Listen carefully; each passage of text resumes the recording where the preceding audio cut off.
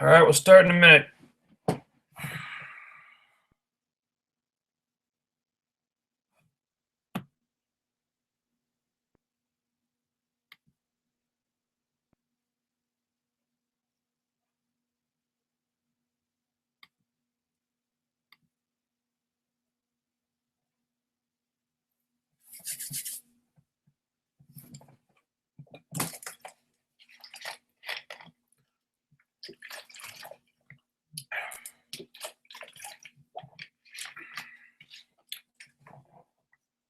Okay. And hold on, just click out of this.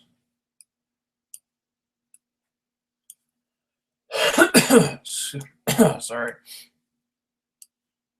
All right, let's do it. Welcome back.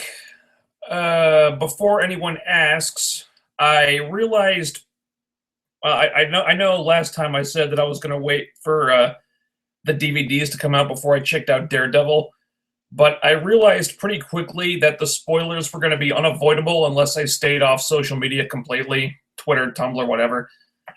So I figured I'd watch it before I had the whole thing ruined for me. So I have seen Daredevil now. I watched the whole season, and I am going to do a stream about that at some point to talk about it in depth, probably after the TV season is over, because I think I'm kind of at my limit here with 4 shows a week. But if you want to ask me about it, feel free.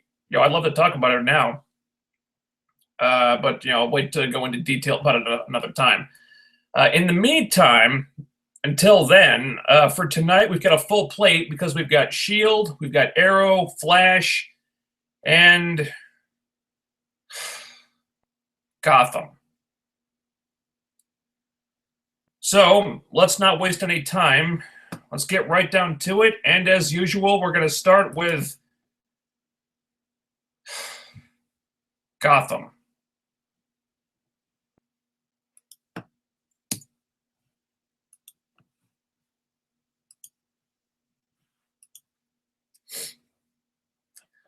All right, Gotham, episode 19, Beasts of Prey.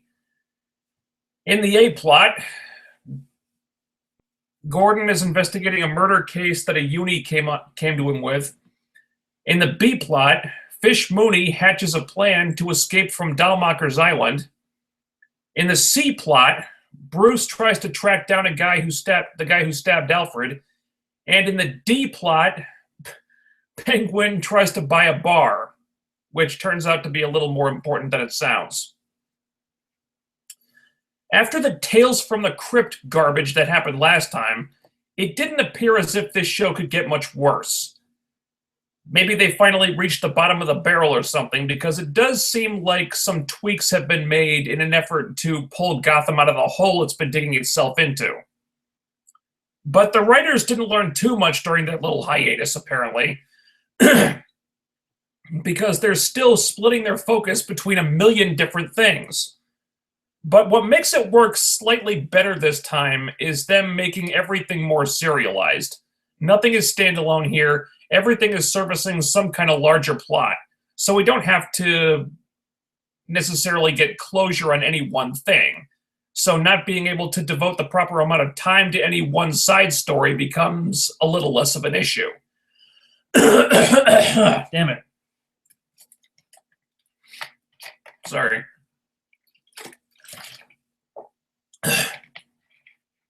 The C and D plots don't get a ton of attention here, but they don't really need to in this case.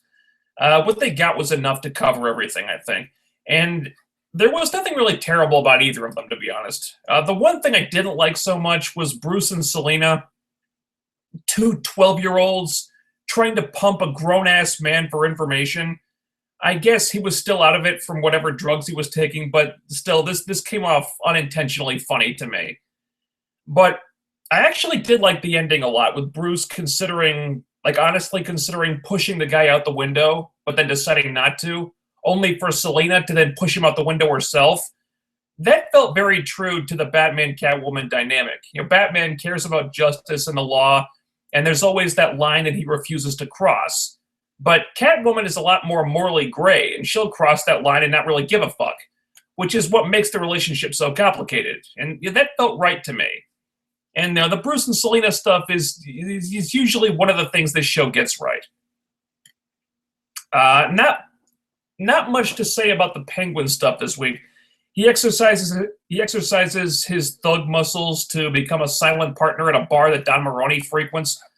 Okay, this was setting up stuff for later. You can see where it's heading, and nothing really stupid happened, so that was fine. The A and B plots were more problematic. Some uni asks Gordon to investigate a murderer who seems like a cross between 50 Shades of Grey and the killer from The Girl with the Dragon Tattoo. The investigation itself is okay, but then it turns out the uni was put up to this by Loeb because this killer makes a habit of killing all the people close to the cops who investigate him. What happened to the leverage that Gordon had against Loeb? Him having the daughter that killed Loeb's wife and holding that over his head, wasn't that supposed to prevent Loeb from trying stuff like this? It seems like the writers just forgot about that. And then we get another example of how Gordon really has no idea how to be subtle or discreet. He approaches Loeb in the middle of the fucking precinct, grabs him, yells at him, comes this close to physical assault. There are eyewitnesses all over the place who saw this. Gordon is really not that bright, apparently, because this is all stuff that Loeb can use against him if the right situation presents itself. Plus, Loeb just publicly backed Gordon as the new president of the Policemen's Union, or whatever the hell that was, and then Gordon does this, and threatens to take Loeb down, basically announcing his intentions to destroy the guy. And there are enough inconsistencies in that story here that the wrong people could put two and two together pretty easily. Not to mention that since Loeb publicly backed Gordon, if Gordon takes him down, he's kind of shooting himself in the foot at the same time. Now, if Gordon was smart, if he absolutely had to get in Loeb's face, he should have done it in private, behind closed doors, so as to avoid all the peering eyes and witnesses. But again, Gordon just doesn't understand how to be fucking discreet, no matter how many times him being bullheaded and straightforward lands him in hot water. And I have to ask, if Gordon is so enraged about what Loeb tried to do and wants to take him down so badly, why doesn't he just leak to the press the dirt that he has on Loeb, that the daughter killed her mother and she's been covering it up for 20 years? Loeb would be finished if that got out, so what the hell are you waiting for, Gordon? Then there's the Fish Mooney stuff. Oh boy. It's not quite as bad as last time, thank God. Though, how could it be, right? Fish is looking for a way off the island. She sees that Dahlmacher's got a helicopter and decides to check it out. So she breaks the lock on the window, which sets off the alarm.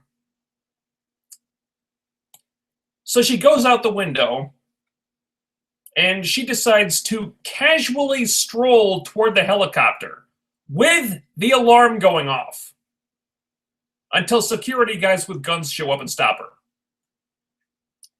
She plays innocent, says that she didn't know she wasn't supposed to be outside. For some reason, the security guys accept this, even though she's obviously lying, what with that fucking alarm going off and the padlocked window that she had to break to get outside. Did they not see the broken lock on the window? Did they not look into this at all? They just take her at her word? Are they fucking morons? And apparently they don't even bother telling Dahlmacher about this? Fuck you.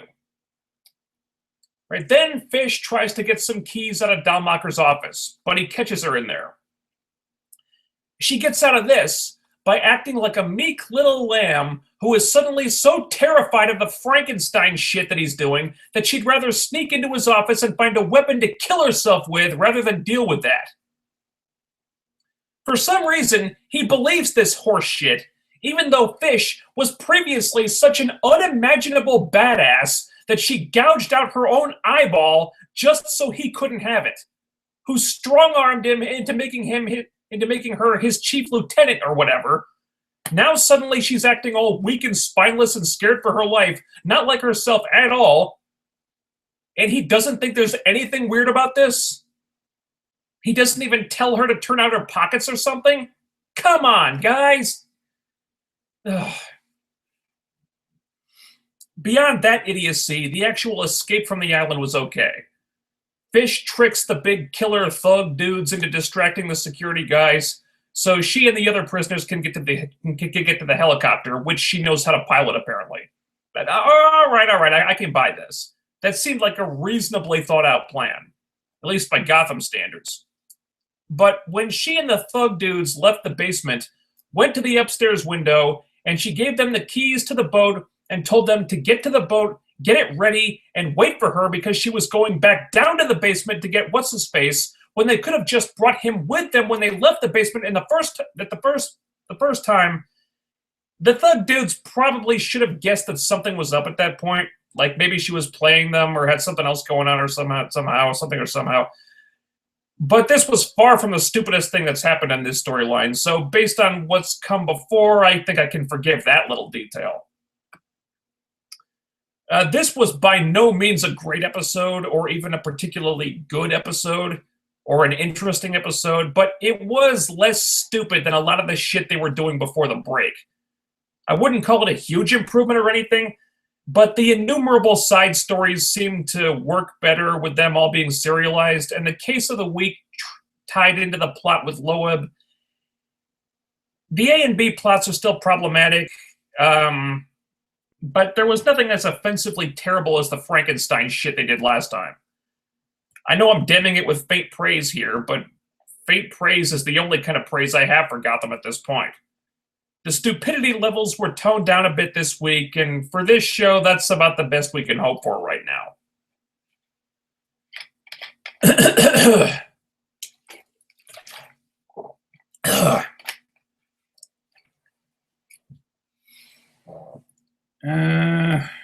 Okay.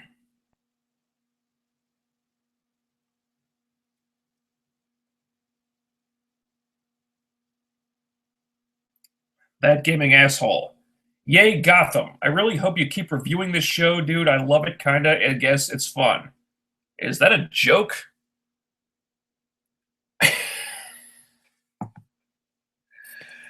Boy, I hope you're just fucking with me, dude. That gaming asshole. Once again, Gotham is extremely corrupt. I once called it Mad Max, but in Mad Max, the heroes weren't scared of the biker mutants. This Mr. Gray dude apparently has carte blanche.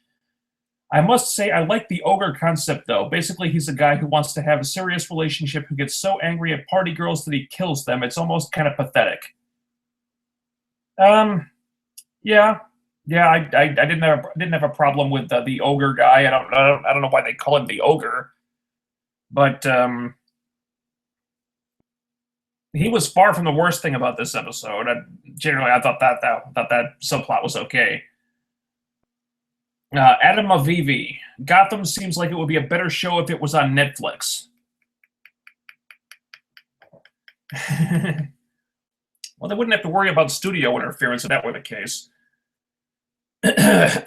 So, there's that. To save me one, I don't hate Gotham, but this week's episode was pretty damn bad. The whole idea of a serial killer who also murders the loved ones of any cop who investigates him. Okay, why would this not piss the cops off and then want to bring him to justice? Because the cops in Gotham are a bunch of pussies, that's why. Remember when Victor Zsasz showed up in the precinct and every single cop in the building decided to fuck off? Because they were all scared of him, even though there's like 50 of them in there, and they were all scared of one guy. That's the Gotham PD. That's why they don't go after the ogre, because they're a bunch of fucking pussies. Except for Gordon and, to a lesser extent, Bullock and I guess, the captain, sort of. Plus, I knew with them pushing that he would go after Leslie, it was really going to be about Barbara. And in the preview for next week, we see it is. I didn't see the preview for next week. I watched it on Hulu. I will give the episode this. Selena killing Reggie so Bruce wouldn't was pretty damn cool. Other than that, this episode was complete garbage. Boy, wouldn't it be nice if there was if the ogre decided to strike back at Gordon by killing Barbara. He thought Barbara was the one who was closest to him instead of Leslie, and he actually left Leslie alone. Wouldn't that be awesome? I'm going to kill the one you love the most, Gordon, if you keep coming after me. I'm going to kill Barbara. I'm going to do it.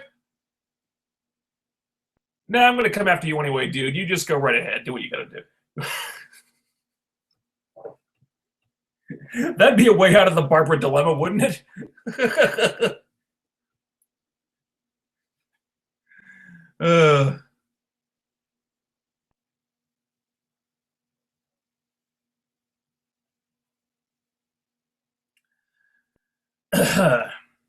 Okay. Moving on.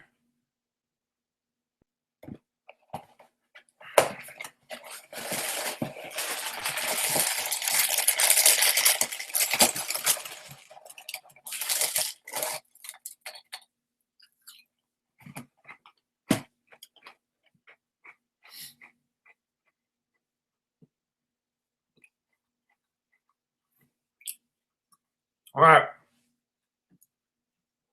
The Flash. Episode 18, All-Star Team-Up. Barry is debating whether or not to bring Caitlin and Cisco in on the investigation of Harrison Wells. A disgruntled former employee of Tina McGee comes after her with a swarm of robot bees. Bees. My God. Also, Felicity pays Team Flash a visit, and she happened to bring along Iron Man. Oops, I'm sorry. I mean Iron Man. I mean Ray Palmer. I mean Iron Man. Oh, fuck it. What the hell's the difference at this point? Also, Iris and Eddie are having relationship problems. And not a single fuck was given. One thing that was made very clear this week, the CW desperately wants people to like Ray Palmer. Presumably because he's going to be a big part of the spin-off show they're developing. The thing is, as far as I can see, I don't know that a lot of people do like him in the fan community. They're pushing this character very hard, trying everything they can think of to make him seem so awesome and such a great guy and blah, blah, blah, that it seems to be having the opposite effect. More and more, I feel like fans are seeing through this and maybe starting to resent the character. And what they did with him here didn't help, basically shoehorning him into the episode for no real reason. Felicity brings Palmer to Star Labs because he's having trouble with the super suit and flying with it is difficult. That's funny because he's field tested the super suit several times over on Arrow, and that was never a problem before. It seemed like it was working just fine, but now suddenly this is a big issue that he needs Star Labs help to fix? Well, that sure came out of nowhere, didn't it? Because the writers just really wanted to do a team up with the Flash and Iron Man. I mean the Atom. I mean, hey, I get wanting to do a team up, but that doesn't change the fact that the reasons for him being there were paper thin. And then there's the continuity gaps with Felicity. In the last episode of Arrow, Felicity had realized that she wasn't as into Palmer as she thought because she was still in love with Oliver. But here, it's like that never happened because suddenly she seems happier with Palmer than she's ever been. It's like I'm dating Barry in Oliver's body, isn't it awesome? Look, he makes sexual innuendos just like me. We're so perfect for each other. It's like the scene with Felicity and her mom just got retconned out of existence. Now,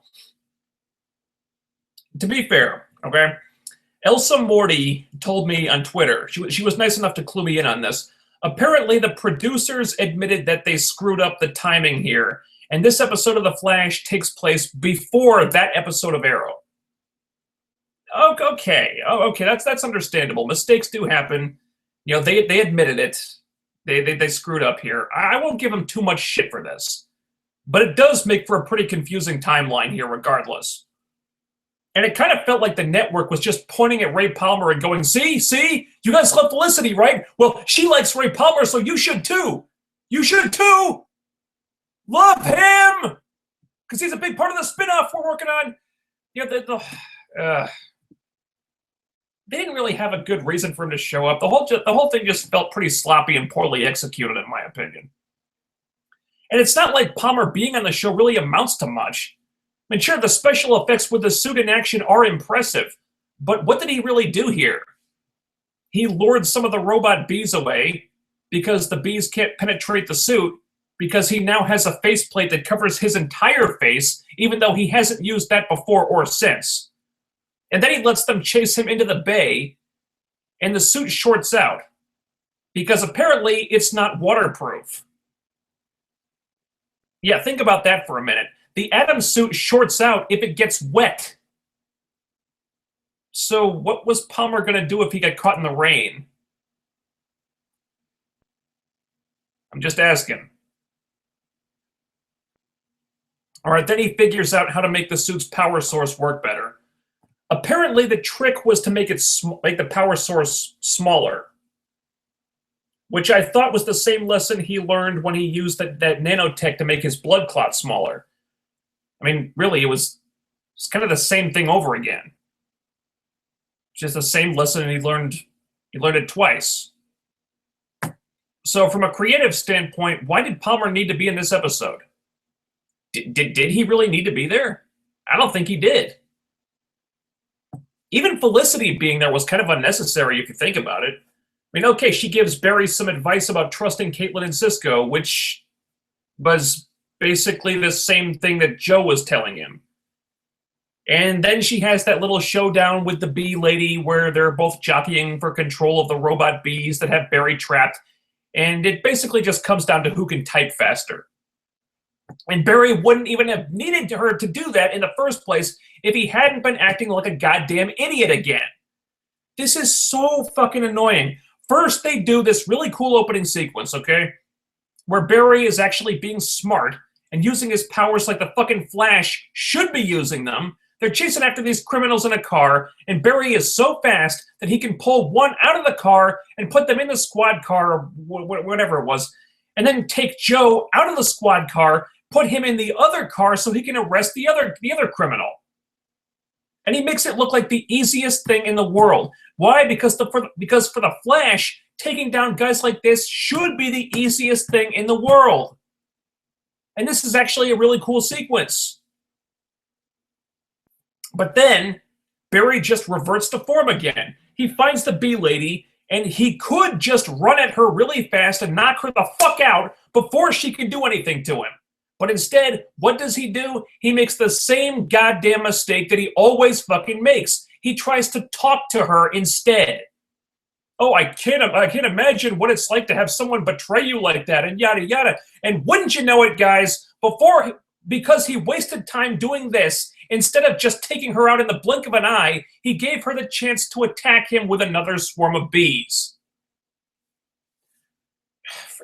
For crying out loud, how many times does Barry have to make this exact same mistake before he learns not to do this? If he could super speed Joe into that criminal's car so fast that the guy didn't even realize he did it, then why can he not attack the bee lady too fast for her to boot up another swarm of killer robot insects? This is stupid. And you know what else was stupid? Cisco having dreams about Harrison Wells killing him. Writers, you do remember that you had Barry go back in time and change the course of those events, right? Cisco can't have flashbacks to Harrison Wells killing him. Why? Because it never happened. Barry changed the past. He stopped that from ever happening in the first place. So why in the blue hell would Cisco remember it? Can you explain that to me, please? Cisco was already helping Joe investigate the Reverse Flash. He was suspicious enough to examine the containment doohickey that they trapped the Reverse Flash in, at least until Barry changed the past, and Cisco suddenly didn't feel like doing that anymore. You didn't have to give him deja vu about something that never happened just to give him enough of a push to believe Barry. Seriously, how the fuck could he possibly remember that? How does that make any sense at all? Then there's Iris. Can we please find something for Iris to do that does not involve her boring-ass relationship problems? Eddie knows that Barry is the Flash now, and he's working with Barry and Joe. This is easily the most interesting thing that's happened to Eddie so far. But instead of examining that, we focus on how it affects his relationship with Iris that no one seems to give two shits about from what I've seen. And it's not even handled well either. They have one little scene where he keeps this from her, and then the entire rest of the episode is about Iris being upset that Eddie's not being honest with her and maybe he's cheating on her and all that shit. This whole thing is like 90% telling and 10% showing, and it doesn't work like that.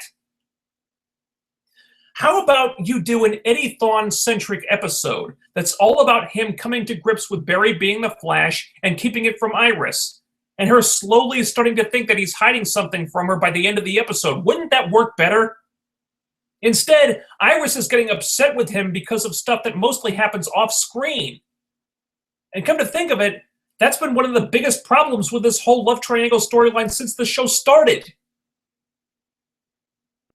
The one part about this that I did like was Barry giving Iris some genuinely good advice in an effort to help her work things out with Eddie. Before, Barry was kind of a dick about this.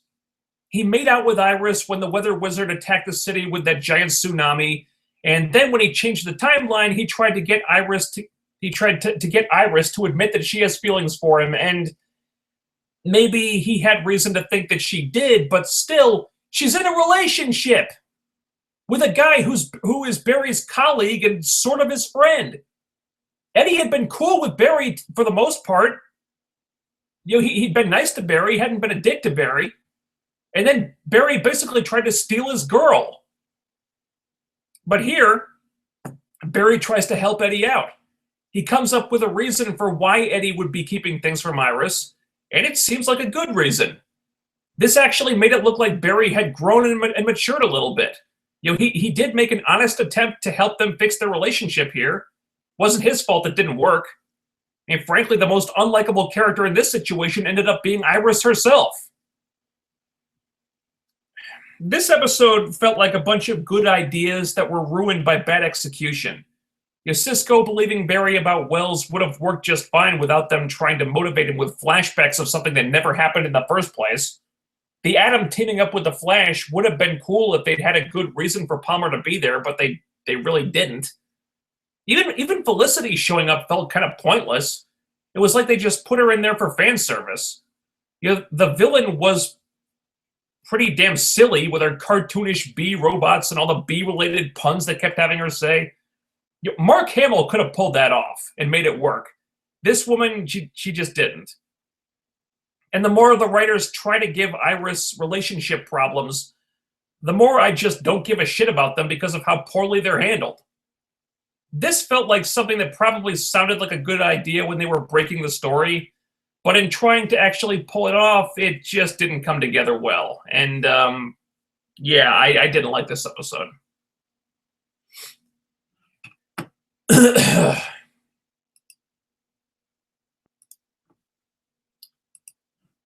And I have a few Twitter questions here.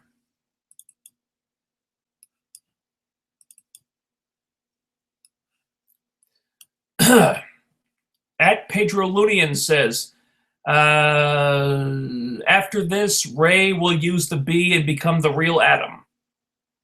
Well, maybe. It seemed like he already had technology that could shrink stuff. You know, he had that nanotech that could shrink a blood clot. So I don't. It didn't seem like he learned anything here that he didn't already know.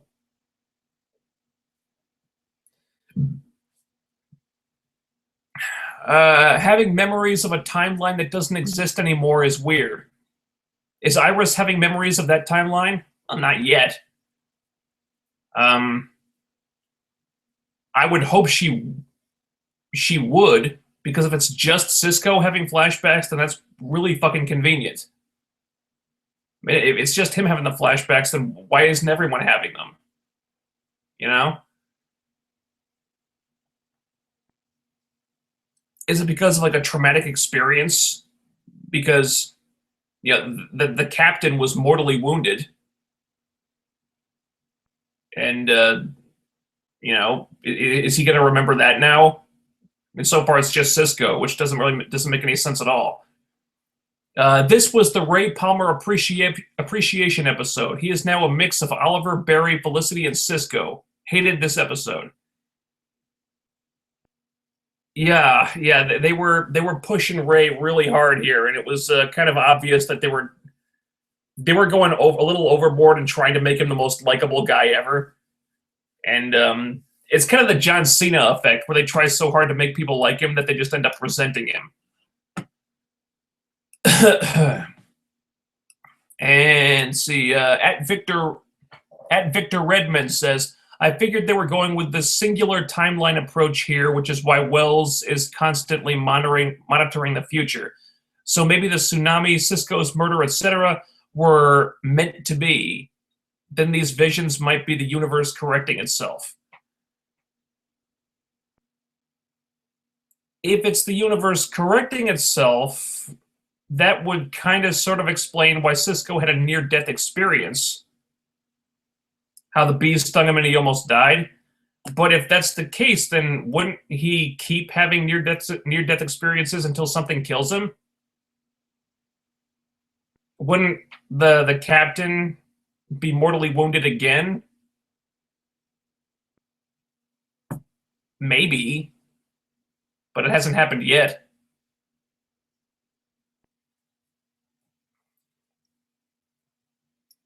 I mean, if the timeline is going to correct itself, as you say, then all that stuff would somehow find a way to happen. And well, it hasn't happened yet. So who knows what they're doing.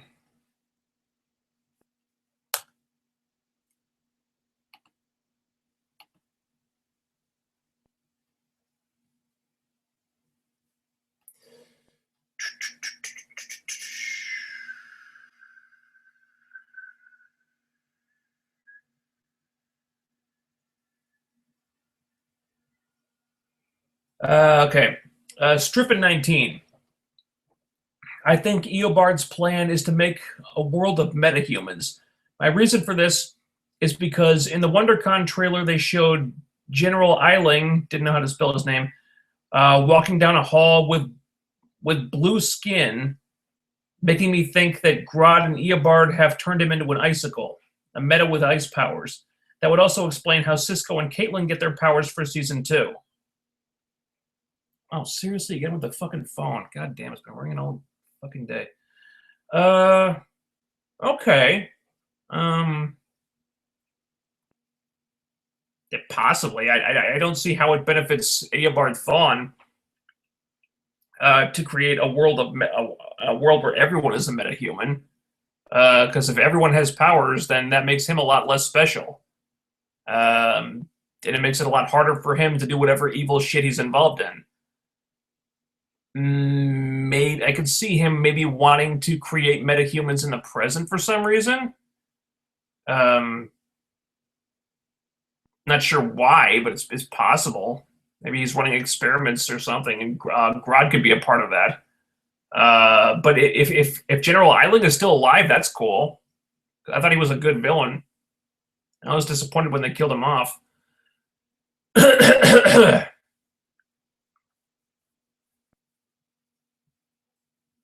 And yeah, I mean, anyway, I guess they ought to be working on explanations for how Cisco and Caitlin gain powers at some point. So, yeah, it's possible.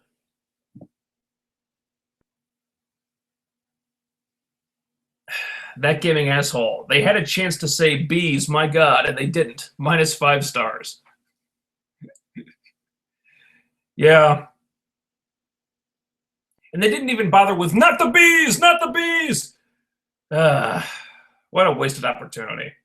Gore492. Iris is not connecting with me. The whole Barry and Iris thing needs to be avoided, at least for now.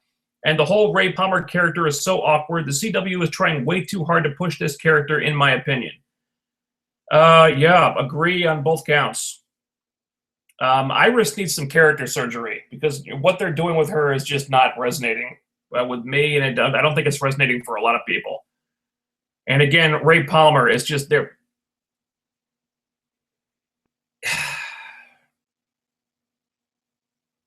They're trying so hard to make people like him. Problem is, the character was poorly conceived from the outset. He didn't come off the way he should have. Now they're just going overboard with it. Like I said, it's the John Cena effect, and they need to course correct on him before it's too late. That gaming asshole. I felt sorry for the bee lady. She had a perfectly valid point. She developed the technology and she built the micro UAVs, and then they took it all away and they ruined her life because her business plans didn't mesh with the chick who runs the lab's politics. What a load. I wish she'd killed that scientist bitch. All right. That would be murder, at which point she ceases to be so sympathetic. She did at least have reasons for doing what she did. She had she had understandable motivations, which we don't always get on the Flash. So that was good.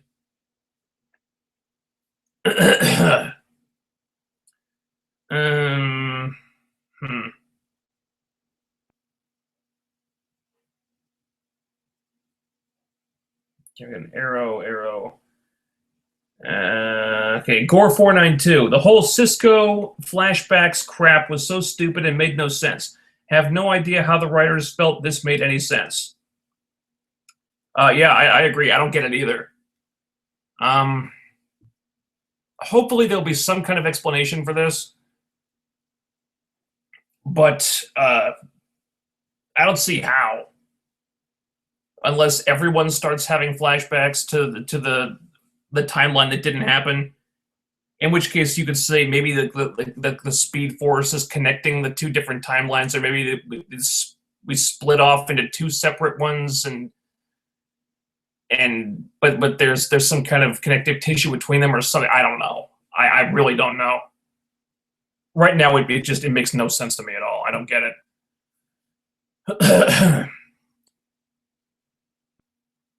That gaming asshole. I didn't dig that part at the beginning. It was too fast-paced to sink in at first what was happening. I guess the dreams vibe is having are remnants of the old timeline, which is not impossible. There is a theory in very, very bleeding-edge physics that every time someone makes a conscious choice, it creates a new universe.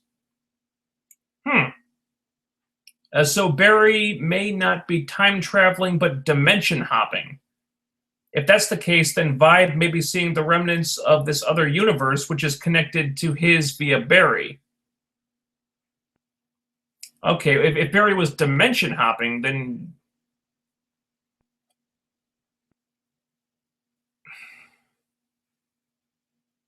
that would mean that he's in a different dimension now? And where's the Barry that was in this dimension before? Ugh. Boy, this stuff gives me a headache. That would also explain how the quantum leap thing worked last week. He's switching places with his other universe self. So the Barry from the past became the Barry of the future.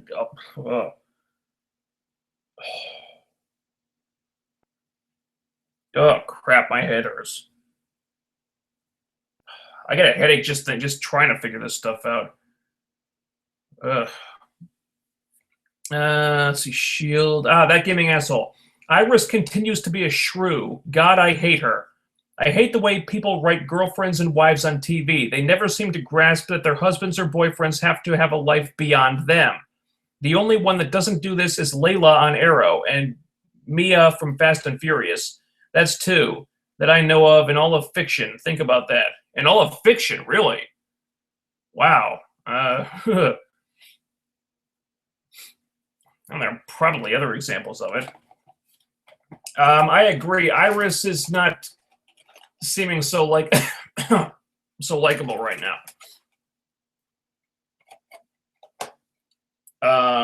It could be as okay if I'm Iris and Eddie is keeping things from me. It could be as simple as he saw something ugly on the job and it's hard to talk about. I mean, you hear stories about cops that had to kill someone in the line of duty, and they were kind of traumatized by it, and they never talk about it with anyone. I mean, there's probably a perfectly valid explanation for this, for why he's not talking to you. It seems like immediately she just jumps down his throat about this, and then starts thinking, "Oh, he must be cheating on me or something." It's just, calm the fuck down, Iris. Jesus. This whole, like I said, this whole love triangle storyline with Iris and Eddie and Barry just doesn't work. I don't like it. I think it's been poorly executed from the beginning. Frankly, the sooner they do away with it, the sooner this show can improve. Because this love triangle thing is not helping.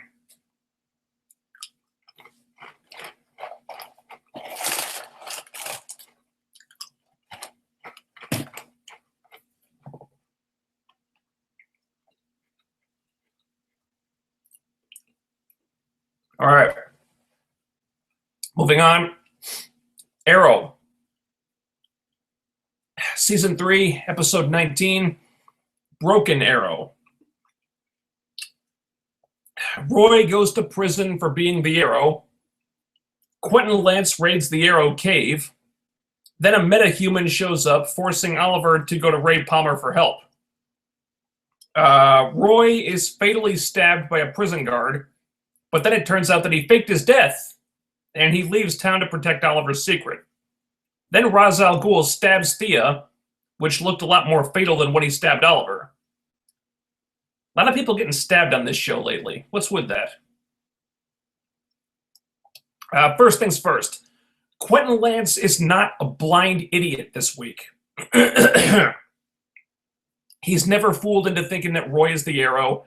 And the writers cover enough bases with the cleaning out of all the DNA evidence in the Arrow cave that it's reasonable to think that most of the police might buy this for a little while, as long as they weren't looking too closely. So the writers were able to fill in a few plot holes here, thankfully. Having said that, Quentin Lance is turning into an unlikable prick. And maybe that's the point, but him behaving like this is not supposed to come from an evil place. He's motivated by the grief of losing his daughter. And we're so far down this hole now that I don't even feel much sympathy for him because of that anymore. This character is in trouble when Laurel is becoming more likable than he is. But that's where we're at. He's becoming short-sighted, vindictive, mean-spirited. And I was actually on Laurel's side when she called him on this and said that he was acting like his vendetta against Oliver made him above the law. Because that's pretty much what he's acting like. So I suppose if there's one positive to take away from the ruination of Quentin Lance, that would be it. They've made Laurel more tolerable by making her father intolerable. I don't know if that's what the writers intended or what they planned, but by God, that's what happened.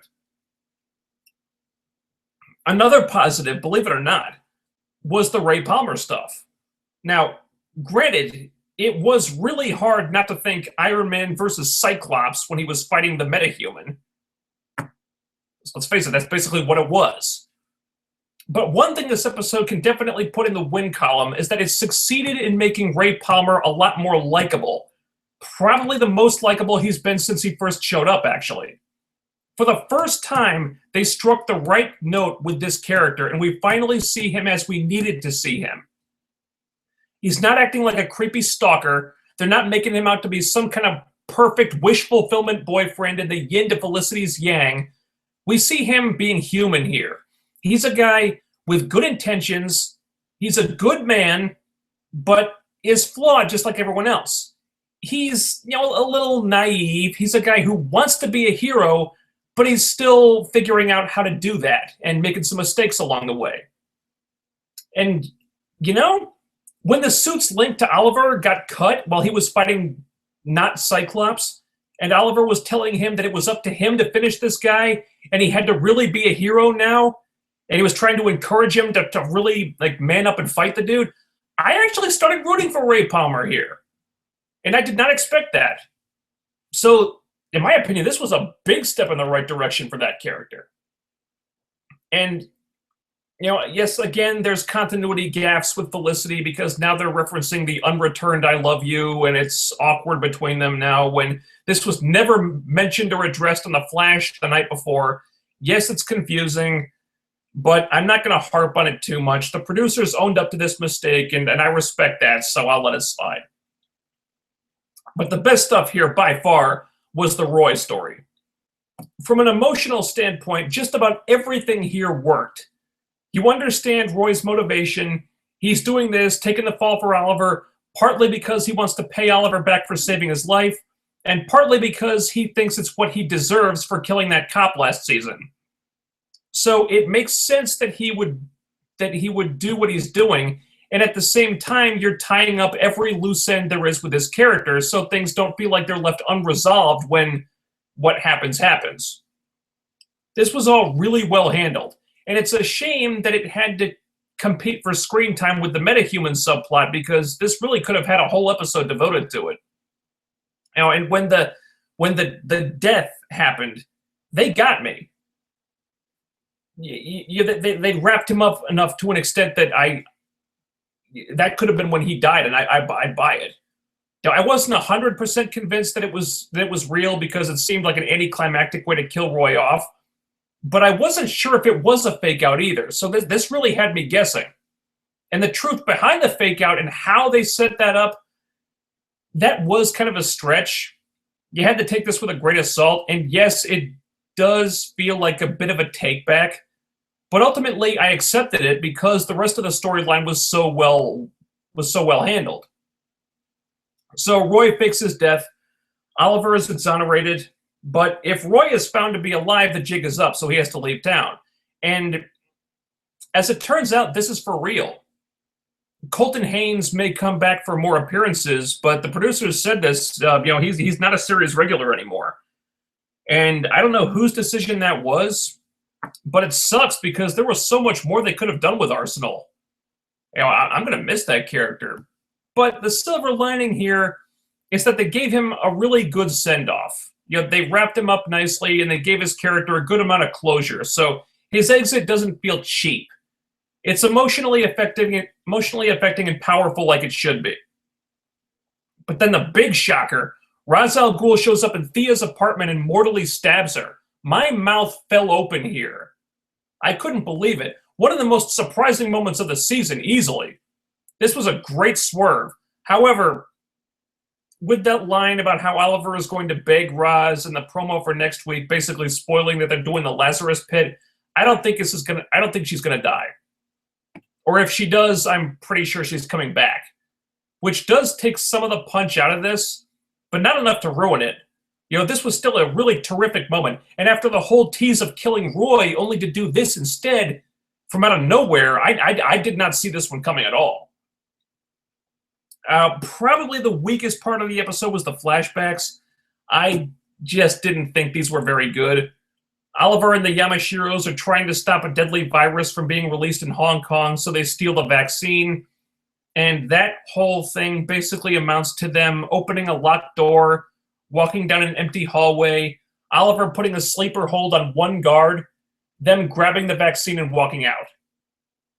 The entire thing seemed ridiculously easy. It was downright absurd almost. Maybe they just didn't have the time to do more with this, and they had to cut corners. But wow, that just amounted to a whole lot of nothing. But that was not nearly enough to ruin the episode, which I thought was pretty damn good. They corrected several problems from the previous episodes. They took a step forward with Ray Palmer. There were some really shocking moments that they gave, and they gave Roy a very respectable and fitting send-off, even though I hate that the character is leaving, and I really wish he would stick around.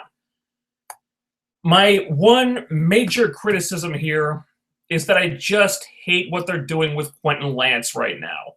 It's nothing against Paul Blackthorne, who I've never had a problem with, but I don't like the direction they're taking his character in. I don't agree with it. And at this stage of the game, I would much prefer that he get written off the show and that Roy stay. And if someone had to leave the show, have Quentin Lance go away, damn it. Because they've kind of ruined him. That aside, great episode of Arrow this week. And a huge improvement over the last one, which was not as good. Let's say that.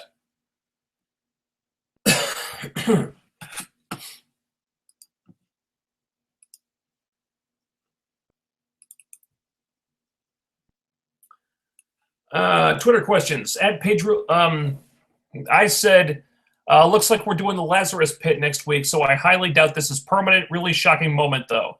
At Pedro Lunian replies, I was expecting it. Roz needed to force Oliver's hand, so it was either killing Thea or Felicity.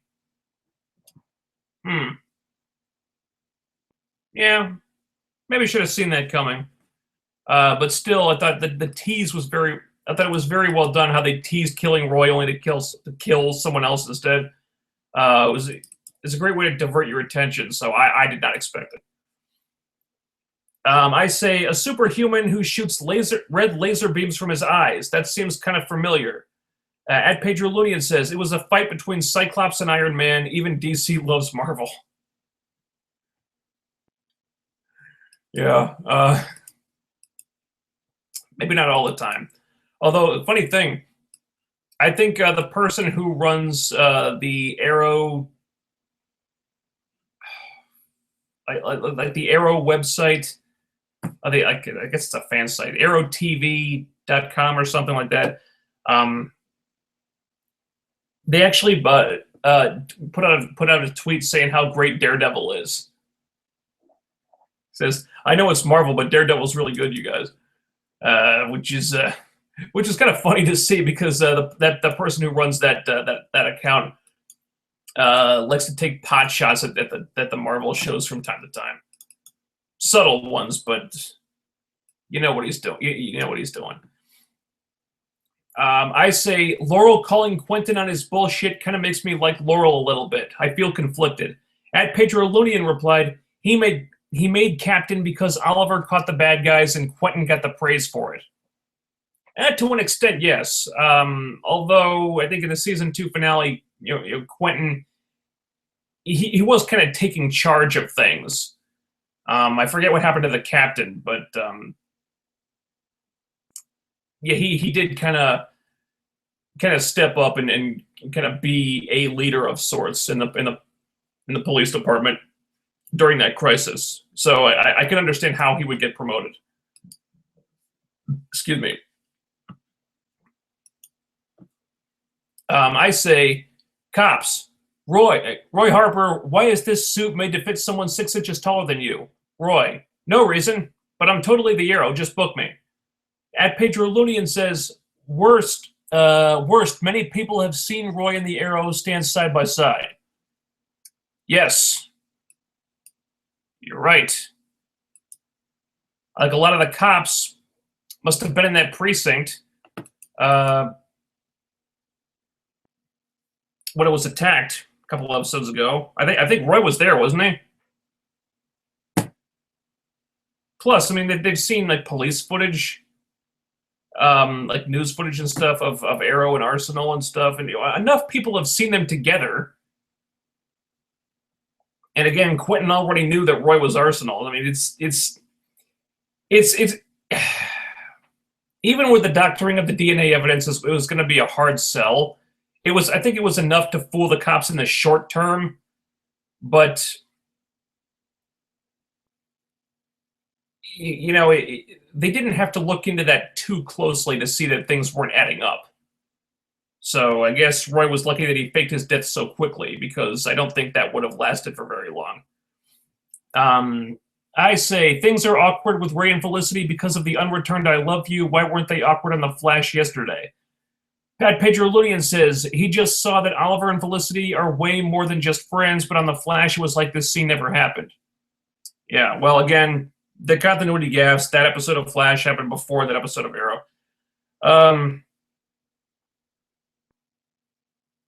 And here,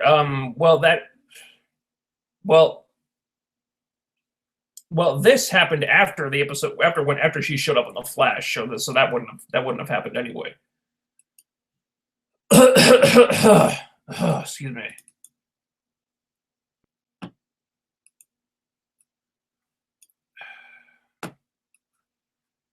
Damn allergies.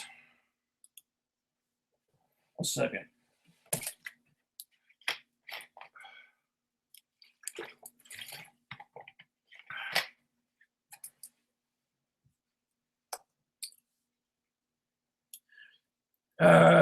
Strippin 19. I know the show is called Arrow, but they might as well have called it Not Batman, since most of the storylines seem to come from Batman instead of Green Arrow. I mean, from the books of next week's episode, from the looks of next week's episode, they're going to be doing Under the Hood, replacing Jason Todd with Sarah. I think you mean Thea, but yeah, there's always been a pretty heavy Batman influence. I mean, you can see they were taking cues from the Dark Knight trilogy.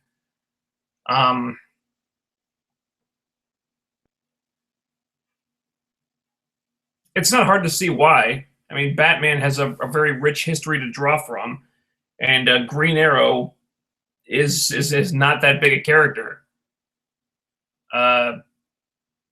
Probably doesn't have a lot of iconic stories.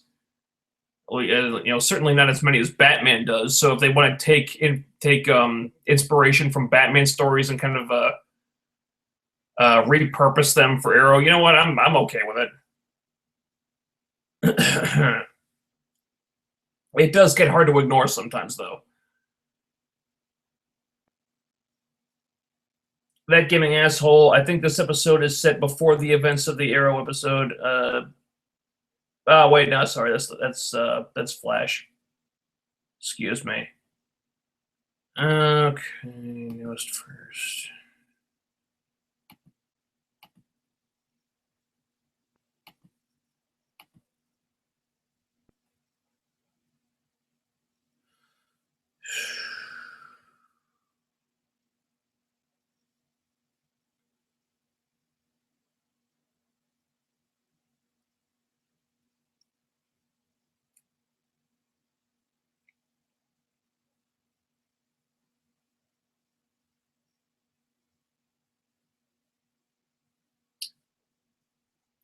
Louis V6. When will the writers realize that olicity just doesn't work on a show like Arrow, which is mostly catered to comic book fans that care little about love storylines?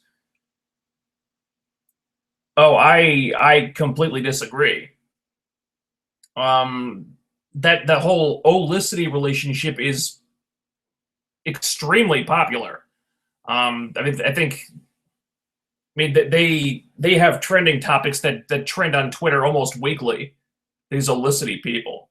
I mean, there's websites devoted to that relationship. There's people ship that to a ridiculous degree. They do, and the writers know it.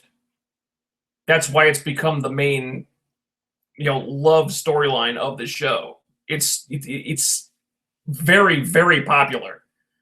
Maybe not necessarily with comic book fans, but for casual fans of the show, they dig it. So I don't agree with that at all. Gore 492. Initially, I called bullshit on Roy getting killed. Glad that didn't happen in the end.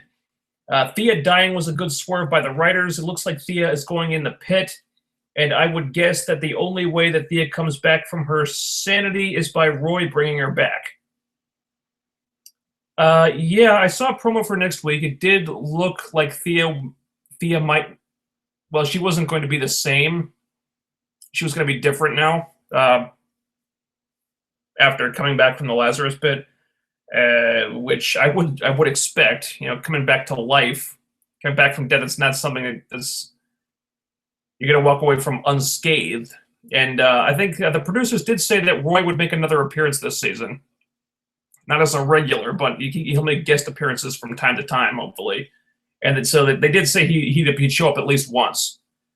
So can he kind of bring her back to some sense of normalcy? Well, hopefully. I would suspect he'd do that.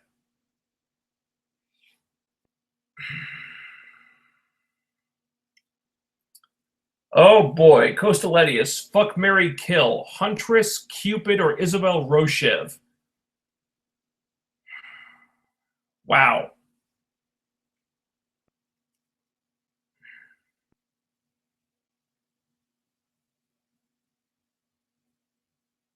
Damn, that's a hard one.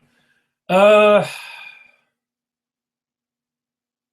think I'd have to kill Isabel Rochev. Not that she isn't hot, but a little too fucked up, a little too dark for me. I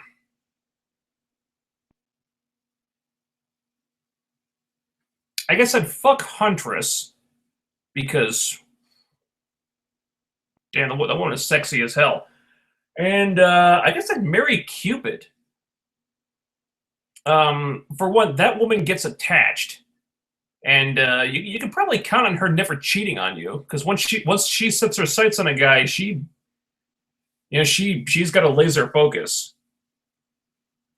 Plus, you probably wouldn't take much convincing to her to get experimental in the bedroom, because she wants to has to do everything to please her guy and do stuff, do all kinds of kinky stuff and shit. So yeah, if you had to spend your life with somebody, I think I'd go with Cupid.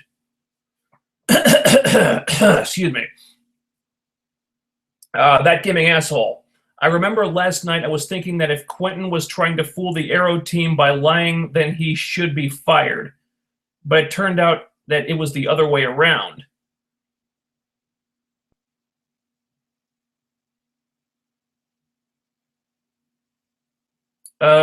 Explain. Not sure what you're going for here. That gaming asshole. I actually like Quentin as a character more than Laurel anyway. I don't know. I almost kind of like him as a villain instead of a face. Well, I used to like Quentin as more than Laurel. Not so much anymore. Laurel has slowly been growing more tolerable this season, at least in the back half. Liking Quentin more as a villain. Well, the thing is, I don't think Quentin is meant to be a villain. I don't think the writers intend him to be a straight-up villain. That's just how it's coming off. I think the writers intend for us to still sympathize with him, but I don't. And I mean, right now he's. Oh, God, how do I say this?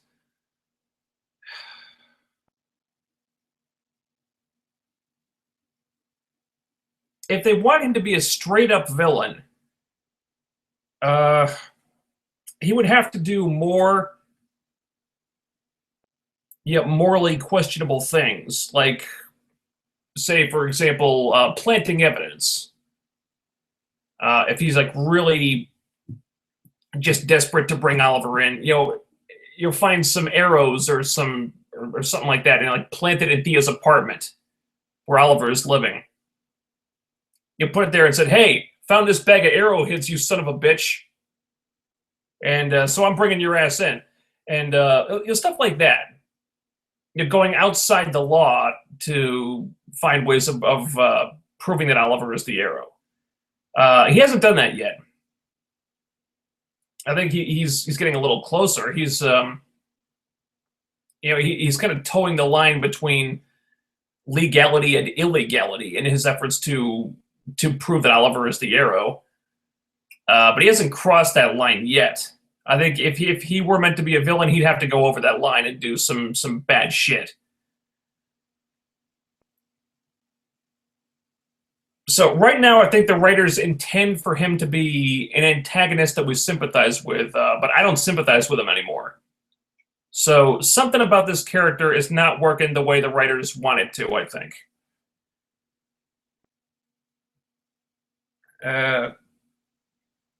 Okay, that gaming asshole.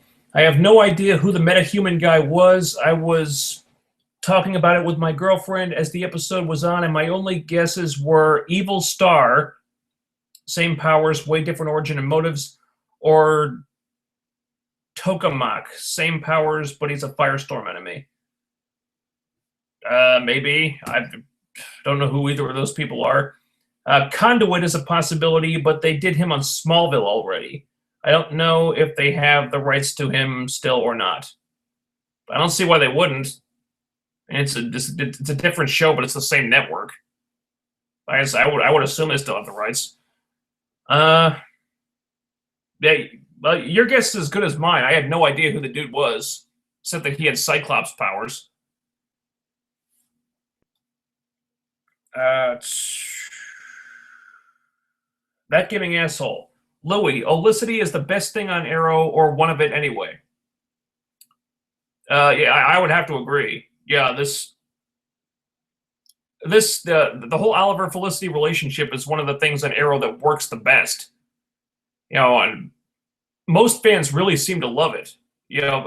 Originally Emily Bett Rickards was not intended to be a series regular on this show. She was going to be a one-off character, used once or twice and then never seen again. But the producers liked her so much, and they saw that she had so much chemistry with Stephen Amell that they figured, oh, we have to bring this person back. And that's how her role gradually got bigger and bigger, and eventually led to her supplanting Laurel as the main love interest.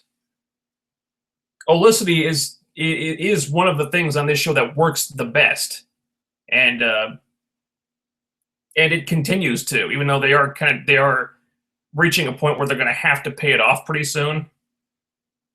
But to say that Olicity doesn't work, no, I don't agree with that whatsoever. I think you're dead wrong on that one. Profess84, if they are going to use the Lazarus Pit in the next episode of Arrow, then why wouldn't Nyssa take Sarah to the Lazarus Pit earlier in the season? Well, a couple things. First of all, from the promo and from the preview, sneak peek photos, it looks like Thea may not necessarily be dead yet. So maybe she's like in a coma, clinging to life or something when they fly her to Nanda Parbat. And maybe if she does die, maybe it's recent enough that there's still time to revive her. I suspect once a person is dead, you have a very, very, very, very small window before you can put them in the Lazarus Pit and have it work. But with Nyssa and Sarah, I suspect that by the time Nyssa found out about Sarah's killer, that Sarah was killed, and by the time she would have had access to Sarah's body, it was probably too late at that point. Because, dead bodies start decomposing immediately after they die, so it's, the flesh is going to be rotting fairly soon. You see, you really wouldn't have much time. Let's see. That gaming asshole. I was almost certain that Thea was going to betray Oliver because of Roy. And part of me, in a sick way, wishes she had. That would mean that she wouldn't be dead, I guess. And yeah, that vaccine thing was retarded. It was way, way too easy. Some military presence, LOL. Yeah, That really didn't work. Those flashbacks. I mean, these guys were apparently they had enough on the ball to kind of poon Argus, but it seemed like the vaccine that they were planning to unleash on all of Hong Kong was. There really wasn't much security in that base. They break through one locked door and there's like one guard on it. It doesn't even seem to be hidden. It's just there for them to grab, and then they just walk out. It's that easy, really? Wow, that really didn't work. Thea betraying Oliver because of Roy. I don't think so. I wouldn't have expected that. I don't think they would do that. I think Thea knows that this is not Oliver's fault. Or at least it's not something that he can control. And I think she saw that Oliver at least wanted to get Roy out of there.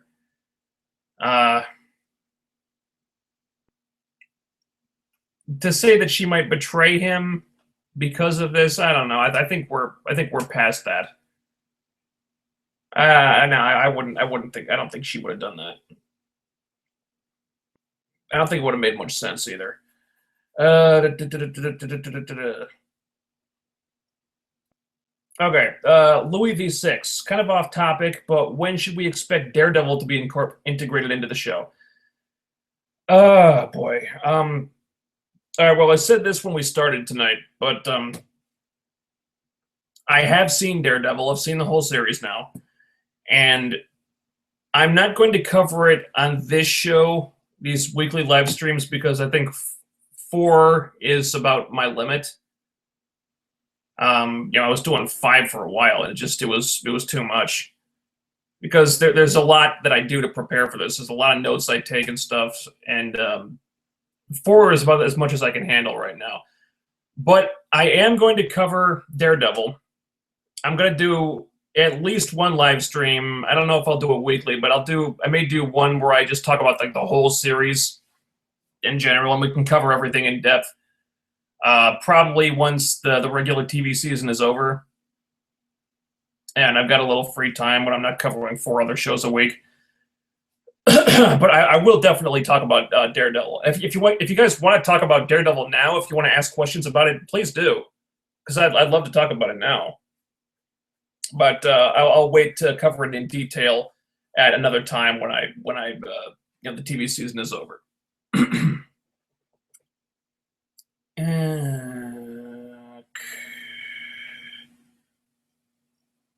Yeah. All right. That's just to the Arrow questions. Okay. Moving on.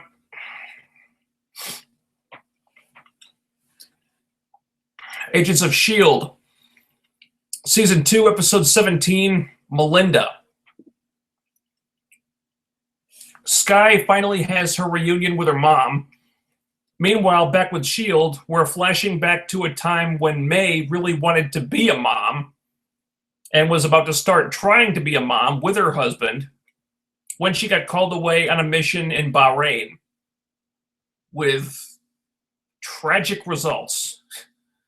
Also, Fitz makes contact with Coulson and Hunter after breaking into the toolbox in the bathroom of a fast food restaurant. Hashtag Team Fitz. So this was one of the show's biggest secrets that they've been keeping since the series began. Excuse me. The origin of May and how she came to be known as the Cavalry. I know some people were frustrated that they waited so long to reveal this, almost 2 whole seasons, and I was starting to wonder what was taking so long myself. But I knew if they were keeping this one under wraps like this, it had to be something pretty big. Now, whether or not the wait was worth it is up to you to decide for yourselves, but I was very satisfied with this. The May character makes so much more sense now. She was someone who seemed very happy and optimistic about her life and had plans for the future, plans to start a family with her husband, and then went through something that traumatized the living shit out of her, and she never got over it. And this led to her giving up on her job, giving up on her marriage, her desire to have a family, everything. She just completely shut down, all because of this one incident that everyone calls her a hero for. And so she ended up working behind a desk in a callback to where we first met her in the pilot. So what was this incident? Well, picture a woman who really wants to have a family, is really looking forward to having kids, who can't wait to have kids, and then think of the most devastating thing imaginable that could happen to this person. It's pretty brutal. Brutal as seen through the Disney/ABC lens, but still, it's powerful stuff. May and Coulson go on a mission in Bahrain to assess a woman with powers. This woman just happens to have a daughter, and the second they showed that little girl, I knew something bad was going to happen to her. Like she'd get killed tragically and May wouldn't be able to save her or something like that. But it was so much worse than I thought. To save all their agents that have come under the thrall of these people, May has to kill the mother. Then it turns out the mother wasn't the one stirring up shit. It was the kid the whole time. This little girl that May just promised to keep safe, her powers drove her insane, and she's mind controlling everyone, and here she is reaching out for May, basically asking May to be her new mother, and May has to kill her. And it's so devastating. She feels so guilty and so ashamed that she never even tells anyone about this. A dozen agents walked out of there because of her, thinking that she killed all those bad guys to save them, when actually it was the kid who killed them. And even though May kind of did the only thing she could to put a stop to this, she was so scarred by it that she just completely shut down. This explains a lot about May. Why she doesn't like using guns, because the last time she used one, she killed a little kid. Why Coulson knew that Agent 33 wasn't really May when she tried to hold his hand, because May doesn't like holding hands since that kid tried to hold hers. Everything we know about May was informed by this one event. It also explains why she's gotten so close with Skye this season. Because she sees Skye as a surrogate daughter, the daughter that she wanted to have, but just couldn't bring herself to have after the Bahrain incident. It's a pretty fascinating look into May's psyche, actually. And a twist I never saw coming, I never expected, is that this kid and her mother were actually Inhumans who stole a Terrigen crystal and caused so much trouble that Jiaying and the others were forced to create these rules for their society that Skye broke when she went through the mist. It's crazy how that all connected together. And now we see why they waited as long as they did to tell May's origin, so they could tie it into the Inhumans plot, the story of how they needed to deal with powered people, and in questioning how is the best way to do that, as well as draw all these parallels between May and the Skye Jiaying stuff.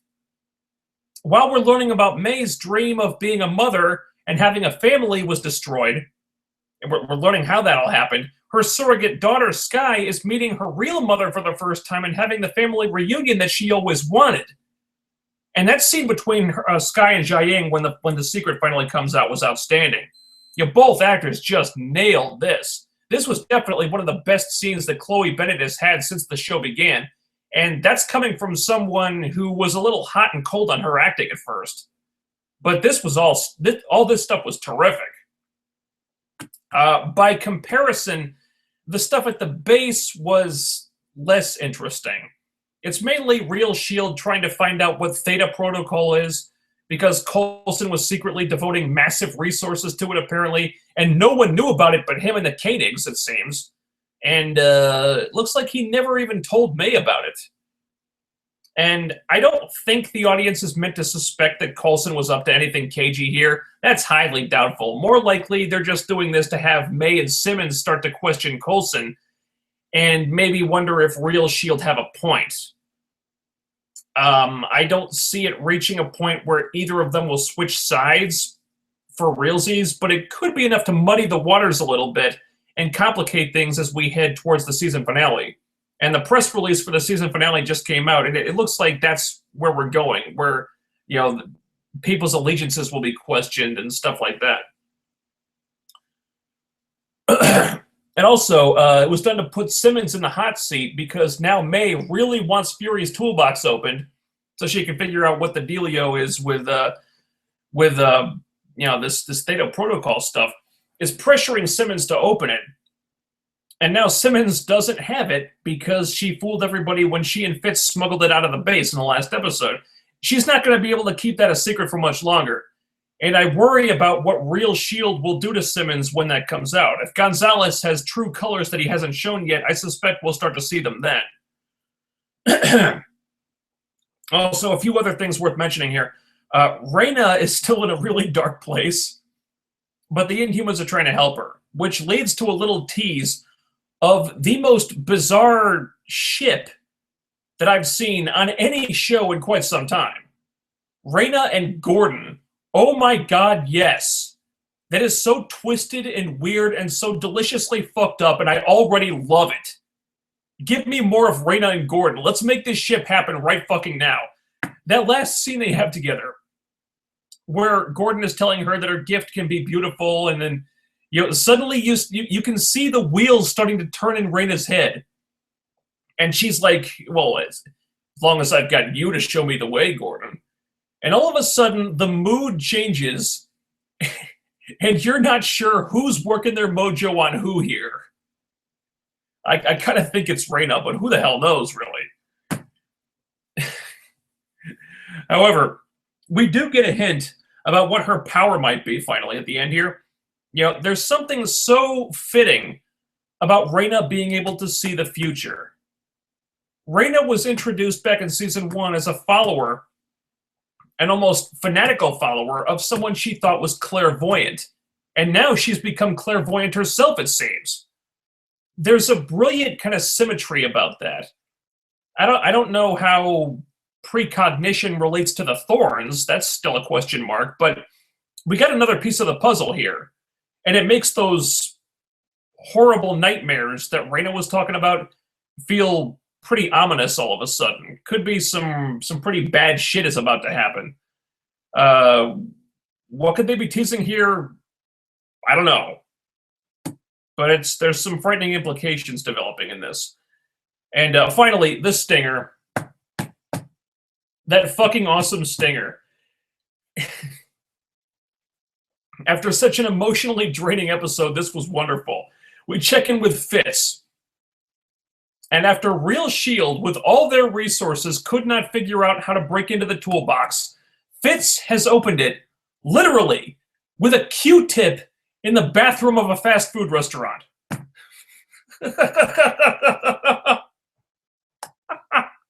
That's fantastic. You hear that sound? That's the sound of Fitz making brain damage his bitch. It was awesome. So he makes contact with Coulson and Hunter, who apparently went to chill out in Mexico like Hunter wanted. And they're going to show him how to ditch the tails that real S.H.I.E.L.D. put on him. It's a really happy, uplifting moment to end on. And after all the traumatic shit we just saw May go through, that felt really good. This was probably one of the most emotional episodes of the series to date. And the fact that it focused on May, of all people, the least emotive character on the show, is even more impressive. It's hands down the best May-centric episode this show has ever done. And the stuff with Skye and Jiaying was great, too. There were a lot of emotional payoffs here. We got some big character revelations. And the tease of Gordon and Reyna was just... I want it. I want it right fucking now. Seriously, just give it to me. Right fucking now. I have one little nitpick, though. In the flashback, when May shoots the kid, the sound of the gunshot is what causes Coulson and the military guys to move in and storm the place. So why didn't they move in after the first gunshot, when May got shot in the leg during the fight? They just kind of ignored that one. dramatic convenience, I guess. It wasn't a big deal, really, but still, I did notice it, and I thought it was worth pointing out. Nevertheless, a really terrific episode here. We waited a long time for this one, and I was very pleased with it. The one downside in the story here is that while they're telling the May origin stuff, the real S.H.I.E.L.D. narrative kind of takes a back seat and doesn't advance as much as we might like it to at this point in the season. Excuse me. You know, this was episode 17. And 17 in season 1 was the Winter Soldier tie-in where the whole show got turned on its fucking head. So at this stage of the game, you kind of want things to really intensify, and I think that's where we're headed. I think that's what they're gearing up for, especially with Coulson trying to get help from Ward next week. But it looks like we're going to have to wait a little bit longer. Excuse me. Damn.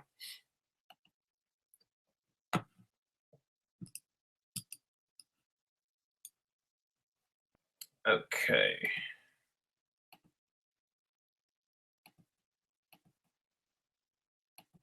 Come on, Google Plus.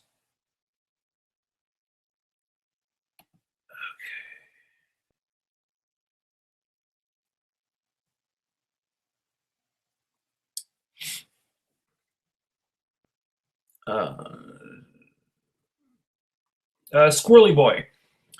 Hi, hope you're doing okay. Yeah, I'm fine. I'm kind of surprised that Skye found out about her mom as soon as she did. I kind of thought a little more time would go by before that happened, but maybe that's just me.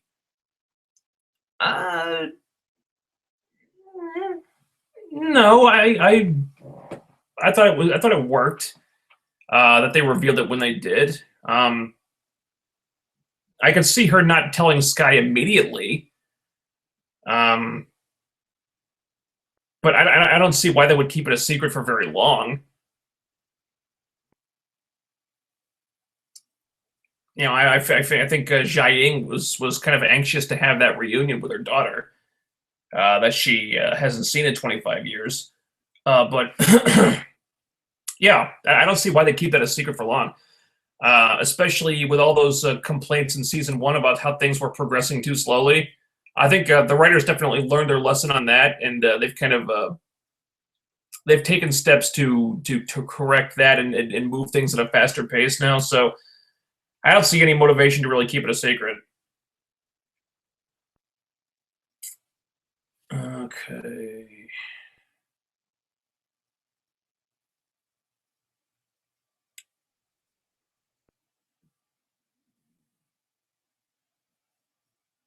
Gotham.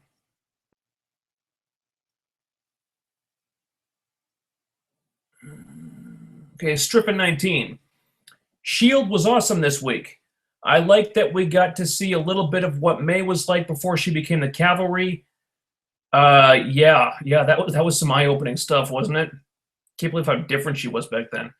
I think Raina finding out that she can see the future will do no good for anyone, because I can see her either using her powers to escape or using them to hurt Skye by saying she had a vision that Skye will bring an end to Afterlife unless she's killed. That could be where we're going. What we're going for.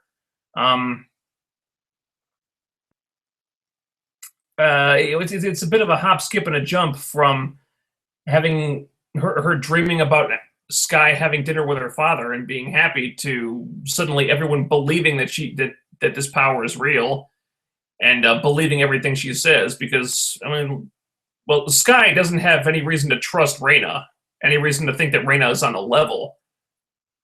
You know, if I'm Skye, I think, well, Raina's probably inclined to lie to me about just about anything. But you know, some of this might be true. Yeah, I think once Raina figures out what she can do and maybe how to control it, she's gonna want to fuck with a lot of people.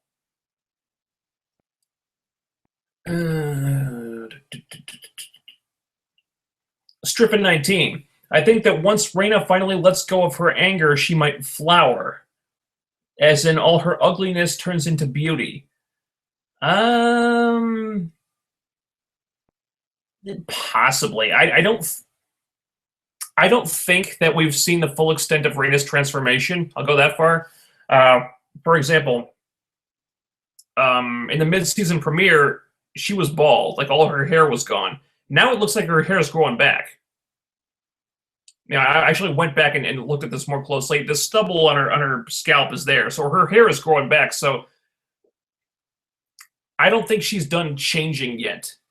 I think there's going to be more to this. So I don't think we've seen her final. We haven't seen what she's going to become, not fully yet. There's going to be more to it, I'm pretty sure. But whatever it is, I don't think it's going to turn into beauty. To me, that would not make sense. I think the whole point of this doing this storyline with Reina is to have her, is to give her the thing that she's wanted her whole life and have it turn out to be something horrifying and be nothing like she thought it would. That seems to be what the purpose of this storyline is. And have her kind of maybe driven insane by that. And to have the thorns turn into something beautiful, I think would go against that. That's just my opinion. That's just what I think, though. I think this is because she keeps talking about how she is covered in thorns, but something else that is covered in thorns is a rose.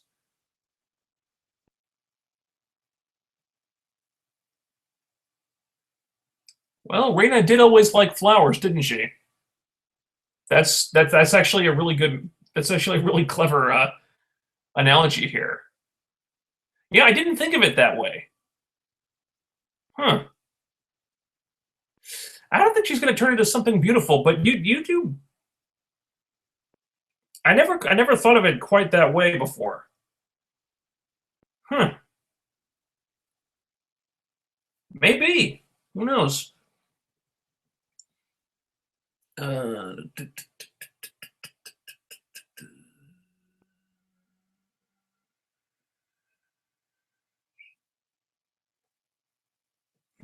all this. The Save Me one. It's going to be interesting to see what happens with Cal here. If Skye wants him to stay, then she might end up getting corrupted. But if Jiaying keeps her promise to have him removed, I don't see him taking that well. I suspect Skye might change her mind about that and might agree to let him stay. With this whole motif they're doing of shifting allegiances and coloring characters with shades of gray, and it's not like people aren't like straight up good or evil anymore this season, and you don't really know who's on whose side and stuff like that. I think it would make sense because the producers said that they were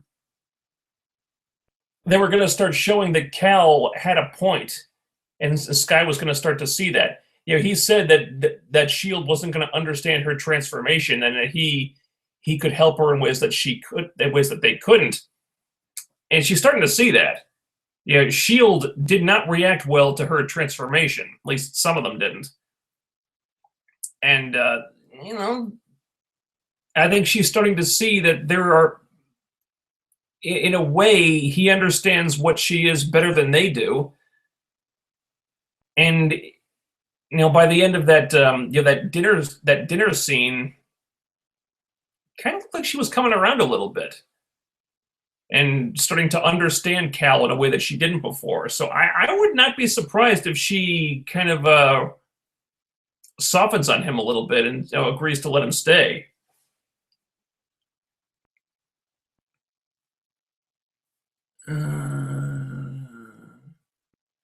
The Save Me one. My guess is that the Theta Protocol is the Ultron project, and Coulson is working with Stark and Hill.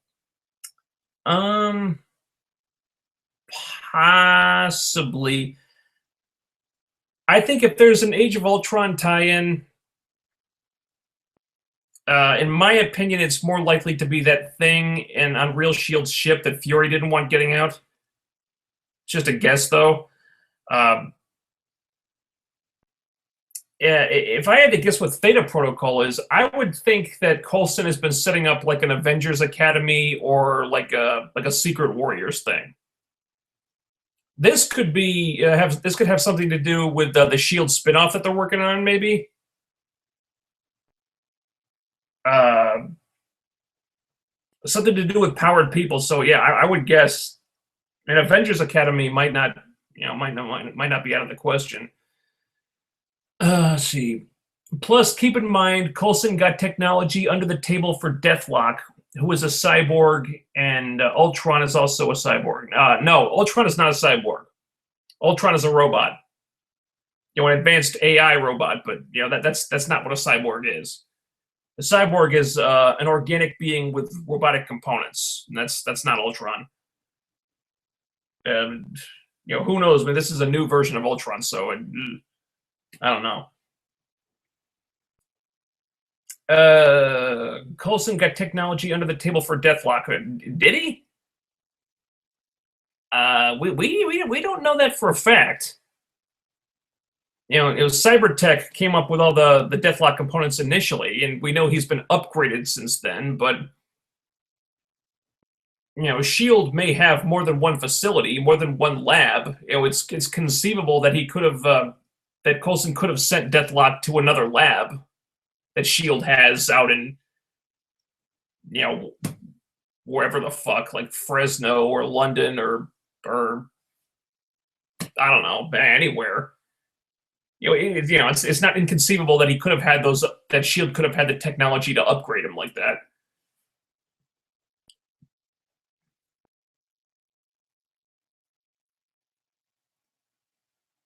Plus we saw in that scene in the lab where Simmons was working on something that turned out to be components for Deathlock, and she didn't know what it is. She didn't know what it was. There's like a capacitor or something, and May had to tell her, no, that's a Deathlock.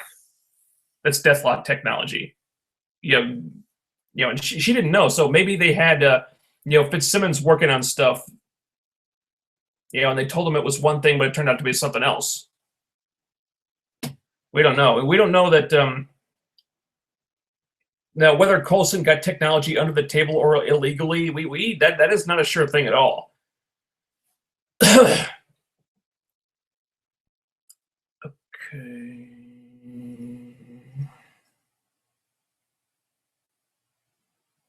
That gaming asshole, you should do live streams for Game of Thrones.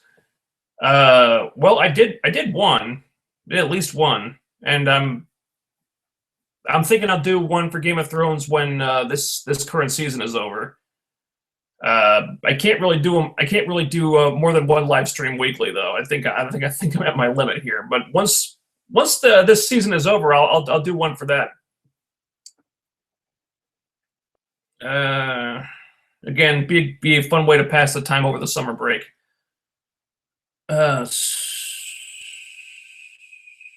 Sort of Daredevil here.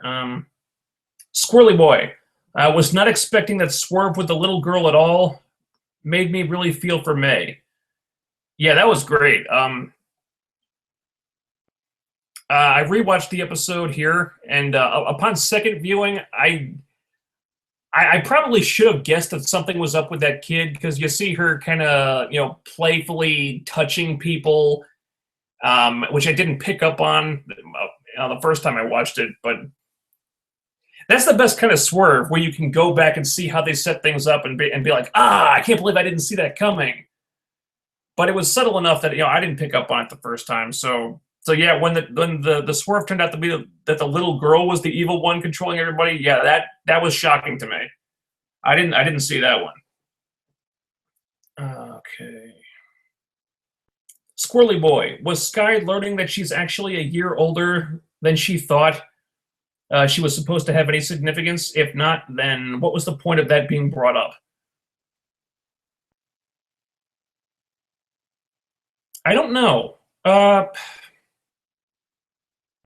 Yeah, I think I saw something on Tumblr about this. How that was to explain some kind of continuity hiccup or something about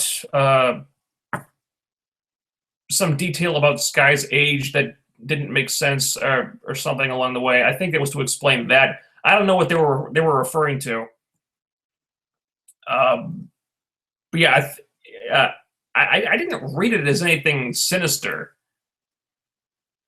It could have just been as simple as a fun moment where Sky realizes that she's a year older than she thought she was. Um, I didn't. It didn't seem to me like they were hiding anything. I could be wrong though.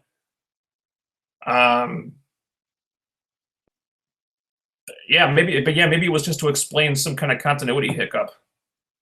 Not sure about that.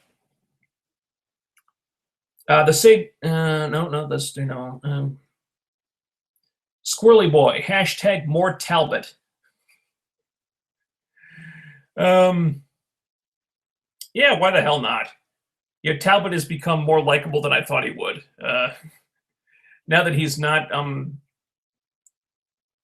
some kind of intractable prick who only cares about bringing Shield in, despite growing evidence that they're not the bad guys. They've done enough to kind of to make him likable, likable enough that I don't hate him. Not that I ever hated him, but the character didn't seem like he had a lot of potential initially. I thought he'd just be there to hunt them for a while and then he'd go away. But I like what they've done with him. He's kind of developed a grudging respect for Coulson and his team, and he knows that Shield aren't necessarily the bad guys, and that feels like good development for Talbot. So if they want to keep him around and bring him back from time to time, I'm cool with that.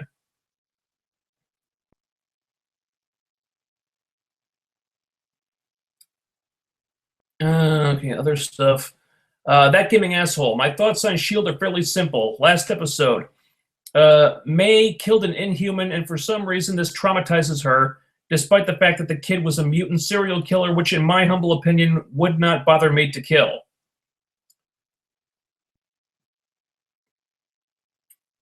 Okay, well, again, let's consider this.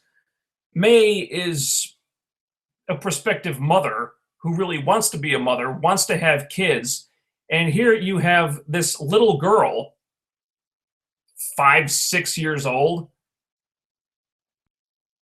who she's forced to kill. I mean, yeah, it was an impossible situation, but that would fucking traumatize anybody.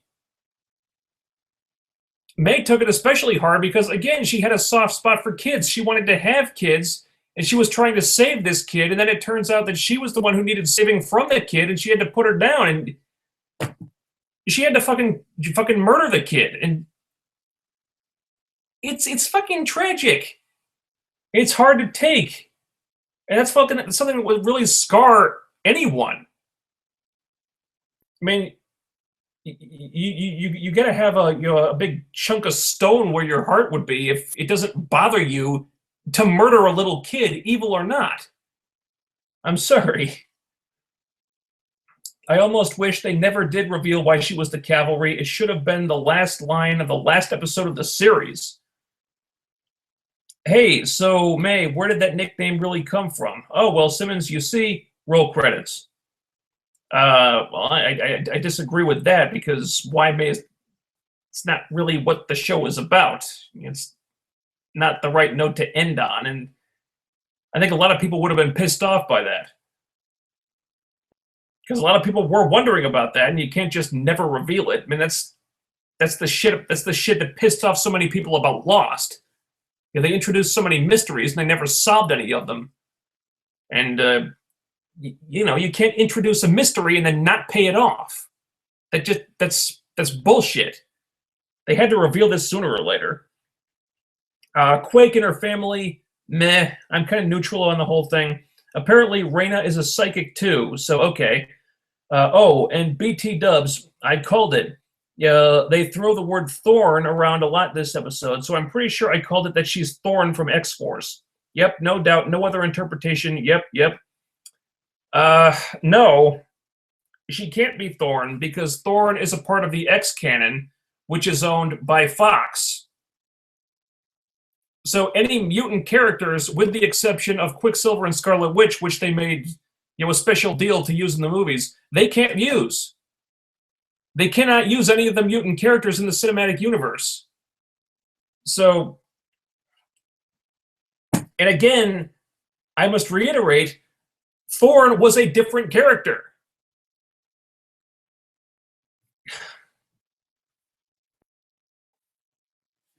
Now, Reyna is a completely different. It's not like Skye, who had no idea who she was and what her identity was. Reyna is Reyna. She's not. If to say that she's Thorne, well, no, Thorne is a different character. It's like people who say that Ward is going to be Taskmaster. No, he's not. But why? Because Taskmaster is a different character. Grant Ward is Grant Ward, and Taskmaster is someone else. Plus, their powers are different. Thorne was a feral. She was a big anthropomorphic cat. Reyna is just somebody with spines sticking out of her. That's not a feral? No, I'm sorry, I don't. No, I respectfully disagree, dude. Here's a question: how the hell is it that no one noticed that Fitz took the cube thing at all? Like, no one is aware or even onto the fact that it's a fake at the hammer base. Well, Simmons has a replica of the cube, and apparently they think that she is the one best qualified. She's the head of the science division, so she's the one best qualified to try to break into it, so she'd be in charge of breaking into it. So if she says, I can't break into it, well, they're kind of SOL. So what, are they going to put someone less intelligent in charge of breaking into this thing? Plus, she's got an exact replica of the fucking thing that she put through the 3D printer, I guess. She's a scientist, and Gonzalez isn't. So is he going to know that she's got a fake?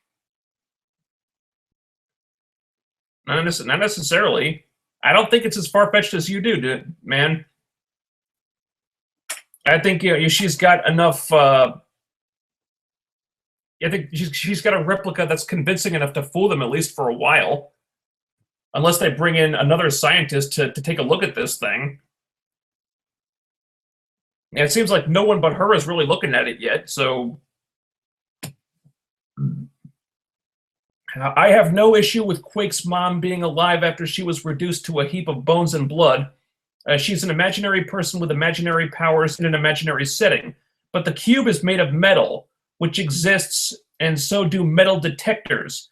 How did he get it out of the helicarrier? What? Who? Okay. Again, watch the scene from the previous episode carefully.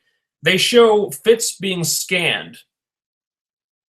Then Simmons helps him with the backpack, which has the cube in it. It's reasonable to assume that's where the switch happened. Suppose Real Shield at that point think that Simmons is with them. So you can assume they scan Fitz, they scan his backpack, and then Simmons slips the cube into the backpack, helps him put it on. It's not that hard to imagine. It really isn't.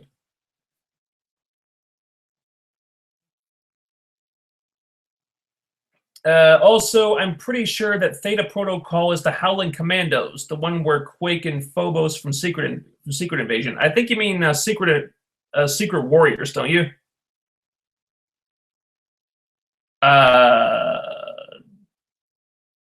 No, the Howling Commandos is something else, unless I'm remembering wrong. Phew, that's a lot. Simple indeed. LOL, sorry. Oh, that's okay. Squirrely Boy, I heard about the possibility of an Agents of S.H.I.E.L.D. spin-off show. No, it's more than a possibility. They're working on it right now. If it happens, I think either Fitz or Ward would be the main character. Ward, I think is more possible. Fitz, I don't think so. Although Fitz has become kind of a breakout character this season. Yeah, I think we've seen a big rise in the popularity of that character.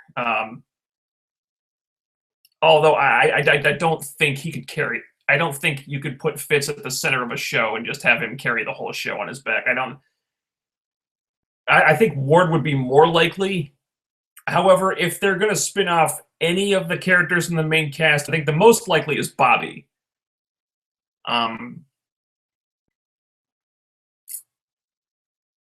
Other possibility would be an Inhumans show, or if Theta Protocol is setting up some kind of Secret Warriors or Avengers Academy, that would be it. That would be a strong contender too. Or Deathlock show, possibly. Ward, maybe. I don't think he'd be high on the list. I guess he would be there, but not high on the list. Fitz, I don't think so. No. I think he's going to stay where he is.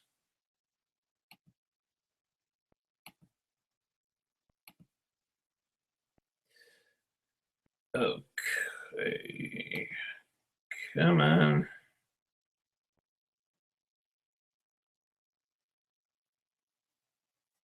All right. Okay, going back to see if anything I missed. That gaming asshole. Also, shock of shocks. Fish Moody's plot didn't suck completely. Well, it sucked a little bit, or sucked moderately, but it wasn't horrifically terrible or anything, which sadly makes it a step up from the previous episode. Wow, our standards have really lowered when it comes to Gotham, haven't they?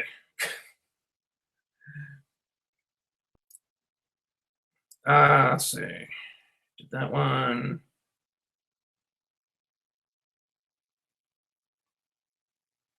And just bear with me 1 second here.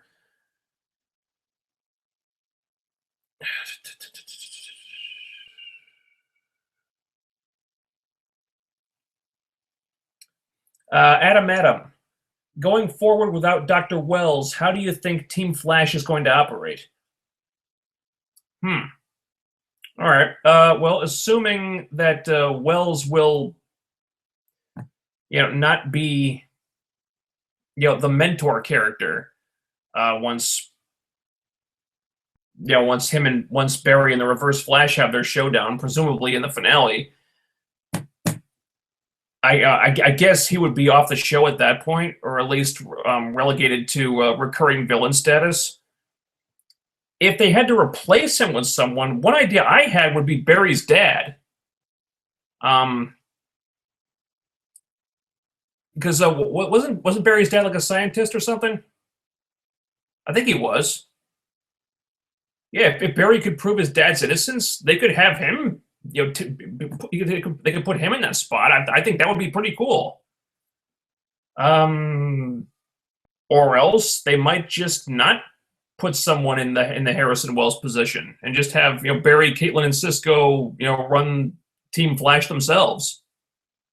But Barry's dad, I think that would work. That gaming asshole. General Eiling did become the Shaggy Man in the comics. I'm not making that name up. So he may still be alive. The Shaggy Man, huh? Okay. Christ, I hope they don't call him that. That gaming asshole. I love how Ray does this yuck as he falls out of the sky like he's stumbling off a turnip truck. Yeah, why is he suddenly having problems with the suit?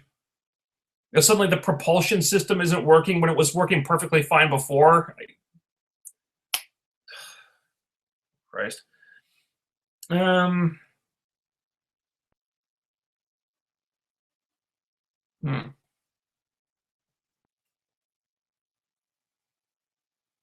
Save Me one. The Cavalry tie-in to the Inhumans is one of the best things I've seen on TV in a long time. Also explained why the Inhumans have the animosity towards S.H.I.E.L.D. the way they do.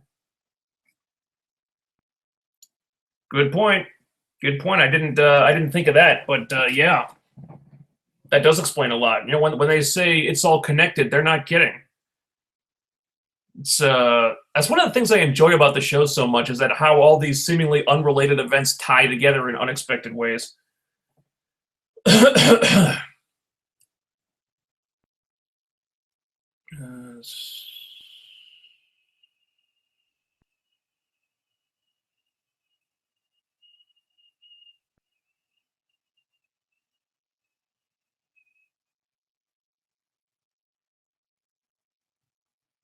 The Save Me one. The Sarah is alive thing would have been much better if it had not been for the Katie Lotz. If it had not been for Katie Lotz will be in the Arrow Flash spin-off news spoiling it. Although the news about her coming back as the villain White Canary is unexpected. Has that been confirmed? I hadn't heard about that.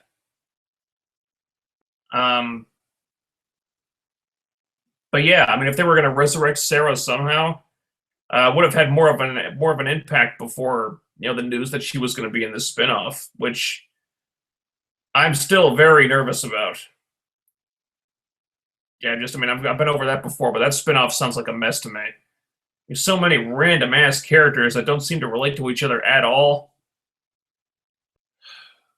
It's anyone's guess how that's going to turn out. That giving asshole. Mary fuck kill. Isabel Cupid Huntress. Not Huntress's fault, but just I like River and Cupid is cool. Sorry, Huntress.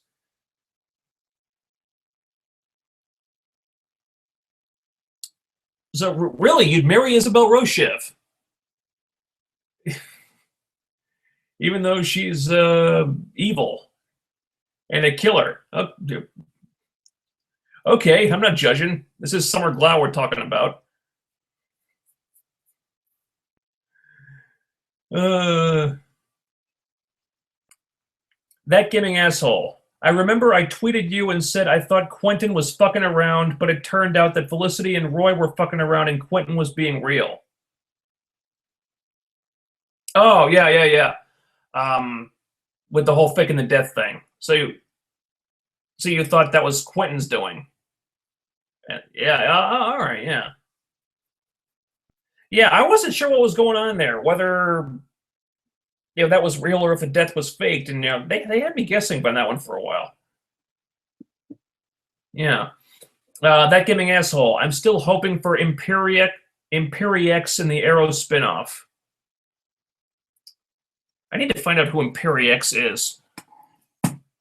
I've been a bad geek. Adam, do you have faith now that the rest of these Marvel Netflix shows will be good, or are you still a skeptic? I don't think I was ever skeptic. I was wondering how they would do it, but yeah, I mean, if Daredevil is any indication, I'm very optimistic and excited about the rest of these shows because. I mean, I'm not overly attached to the Daredevil character at all. I've never really been a big fan of it or anything, but the Daredevil Netflix show is really fucking good. I mean, really fucking good. So, I mean, if you're not watching that show, I mean, what's wrong with you? So, I mean, if that's any indication of the quality of these Netflix shows, if the rest of them are going to be as good as Daredevil, then I'm totally on board. I can't wait. For the rest of these, I kind of wish they could get them out faster. It seems like they're doing like Jessica Jones is going to be like out in the fall or something, and then Luke Cage and Iron Fist drop next year. I was like, well, can they not produce these things faster? It's gonna suck waiting that long.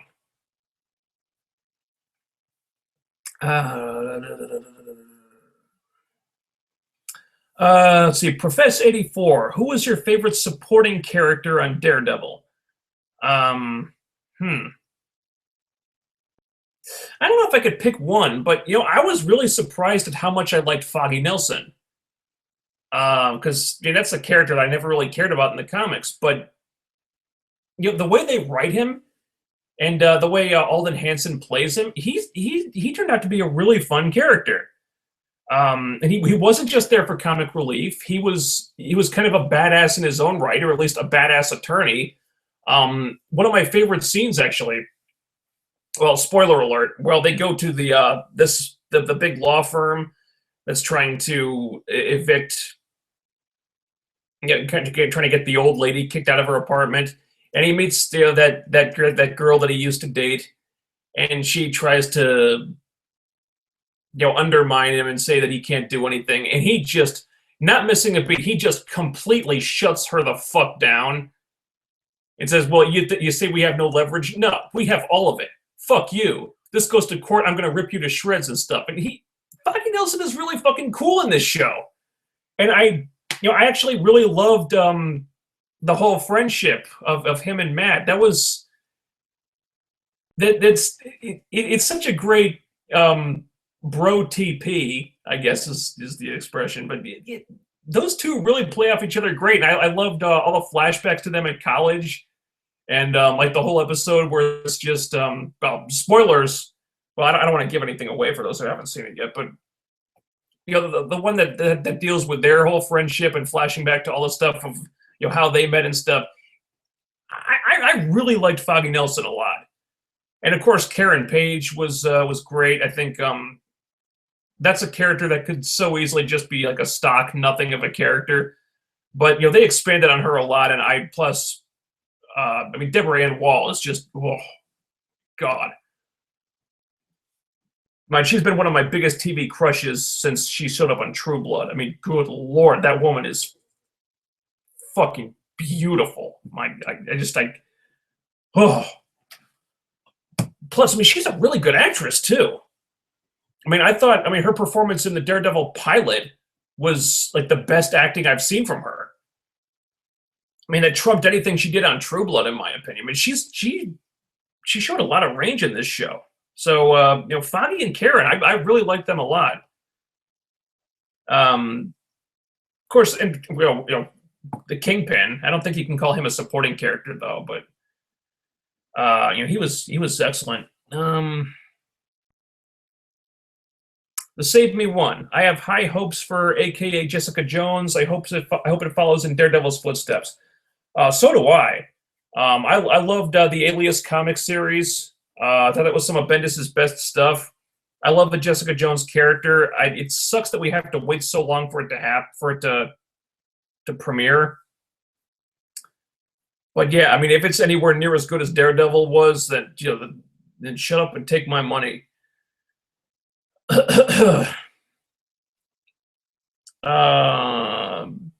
Detox 12, Batman vs. Superman trailer has leaked. If you've not watched it right now while streaming is the perfect time. Okay. All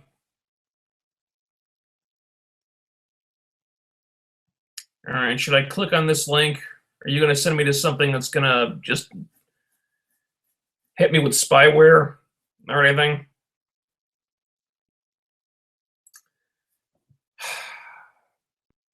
All right, what the hell? All right, we're going to watch the Batman Superman trailer. I have not seen this yet.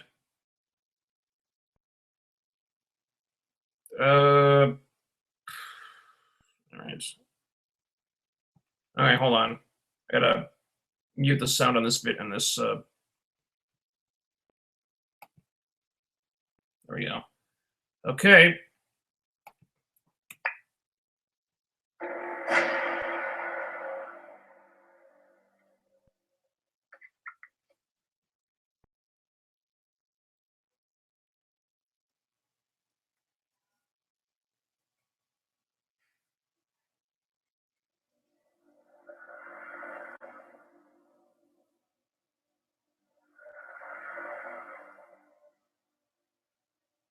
Is it really surprising that the most powerful man in the world should be a figure of controversy? We, as a population on this planet, have been looking for a savior. We're talking about a being whose very existence challenges our own sense of priority in the universe. Human beings have a horrible track record of following people with great power corrupts, and absolute power corrupts absolutely. Okay. All right. It looks like this is kind of what Angry Joe thought, in that people are going to be mistrustful of Superman, probably stemming from him having to kill Zod, which totally could have been prevented. Who are we kidding? Yeah, they're mistrustful of him. They don't. Yeah, it looks like there's going to be an evolution here where he's going to have to prove that he's not just trying to take them over like the other Kryptonians were, and maybe Lex Luthor is trying to play on the fears of humanity and trying to manipulate that in order to turn them against Superman. Kind of looks like that's where this is going. That's the guy trying to do the right thing. They know better now, don't we? Devils don't come from hell. They come from the sky. The world has been so caught up with what he can do that no one has asked what he should do.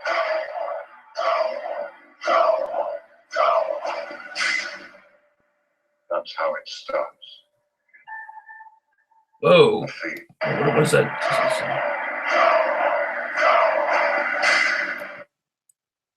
False god. Wow.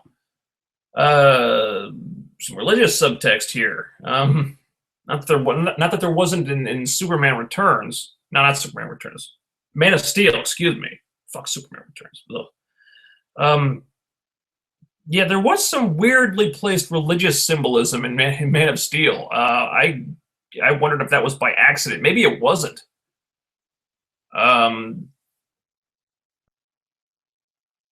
People viewing him as a god seems like there may be raising questions of if Superman can do all these things, should he change the world against people's wishes in order to make it a better place as he sees it?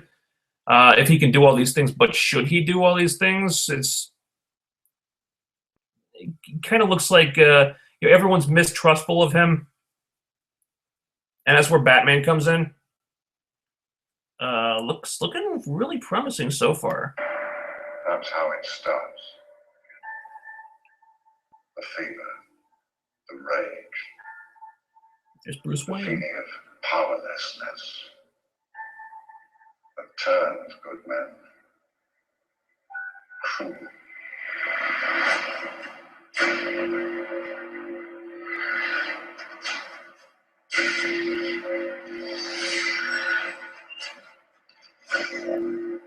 Batmobile. Ah, there's the Dark Knight right there.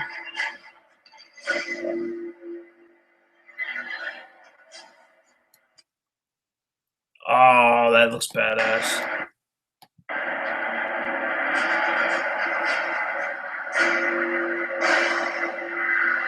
Oh, there's the bat armor. I think Frank Miller is responsible for that one.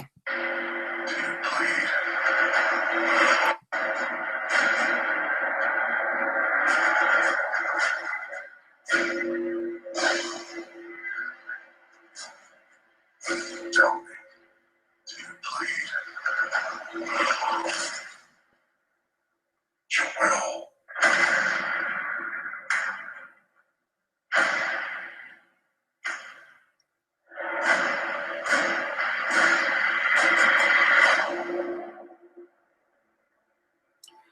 Okay. Everything looks good. The cinematography looks gorgeous, although that, that's usually one of the things you can count on with a Zack Snyder movie. He's a brilliant cinematographer. Storytelling is, but he can create some really pretty images. Zack Snyder can. So, if nothing else, I expect it to look really good. It looks like what we're going for here is probably Lex Luthor playing up fears of humanity and trying to make people mistrustful of Superman, and that's where Batman comes in, and maybe he buys into all this stuff, and it seems strange that we don't get the sense of anything else going on. It's just Batman versus Superman, and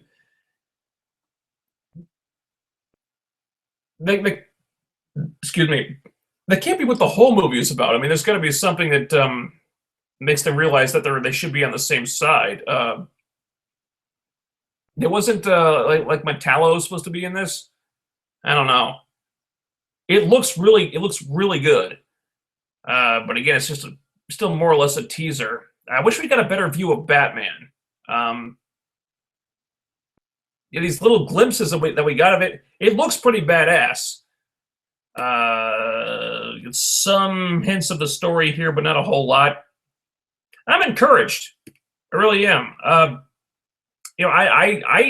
liked Man of Steel for the most part. I know I don't make excuses for some of the problems with it, but that was closer to the kind of Superman that I wanted to see in a movie. So I generally liked Man of Steel despite its flaws, and I'm ready for a new version of Batman. As much as I loved the Dark Knight trilogy when it was done, I was ready for something a little closer to the comics, and it looks like that's what this is. And again, I don't hate Ben Affleck. I really don't. I think he's been bad in some bad movies, but he's also been good in some good movies. I think his biggest problem is that he hasn't always made good choices when it comes to choosing projects. I think in recent years we've seen that Affleck is actually a pretty talented guy. Movies like Argo, for example. So I don't despise the idea of Affleck as Batman. I've been trying to keep an open mind about it, really.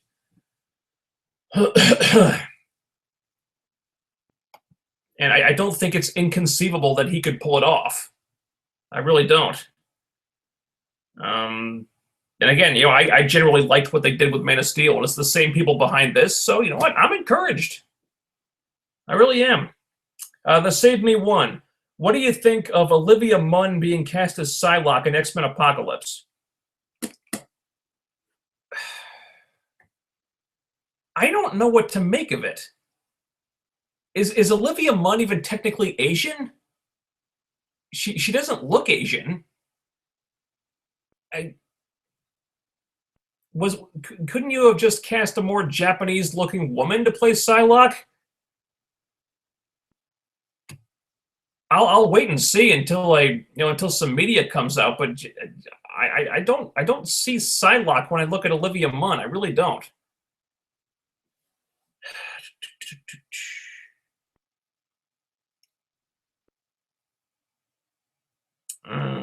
Superman Batman trailer leaked online. Okay.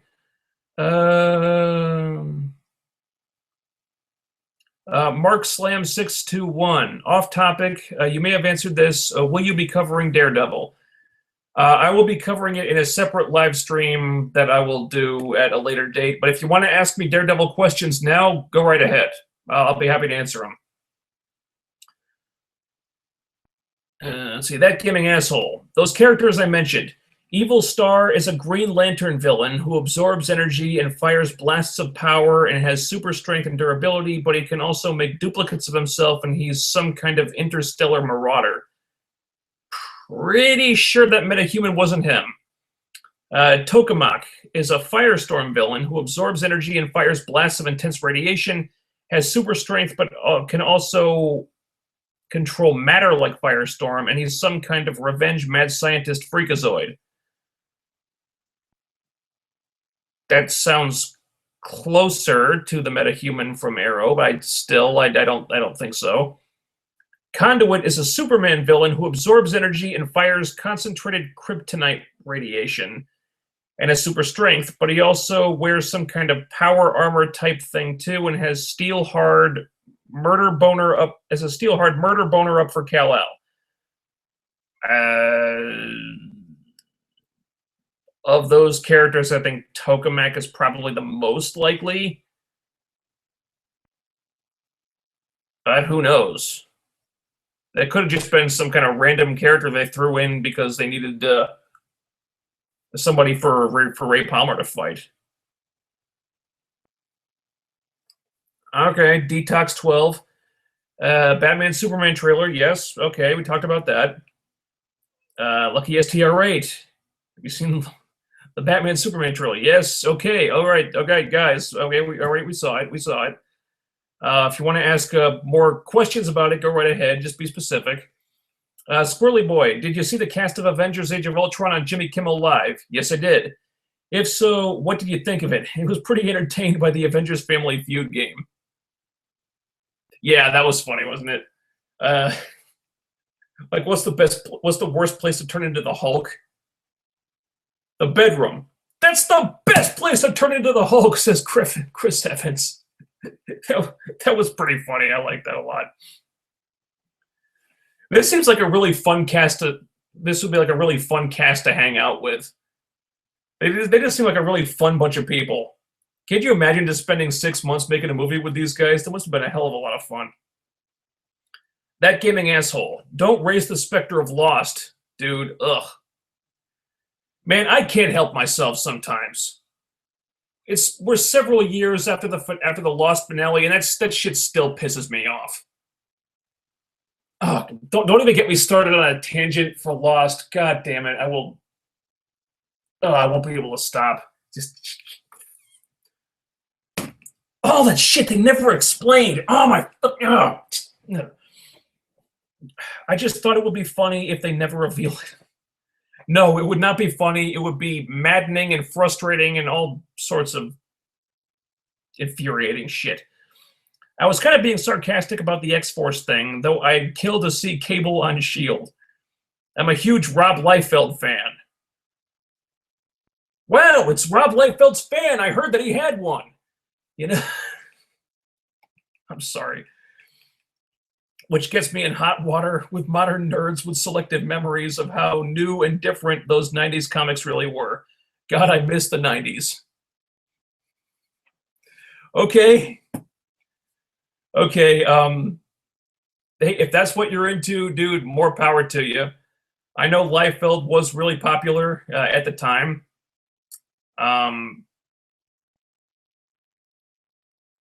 You know, I myself kind of enjoyed his artwork back then. Not anymore, because now I've matured and I know, and I kind of see his artwork for what it is now. Plus, Linkara has kind of ruined me for. Linkara kind of made it impossible for me to enjoy Liefeld ever.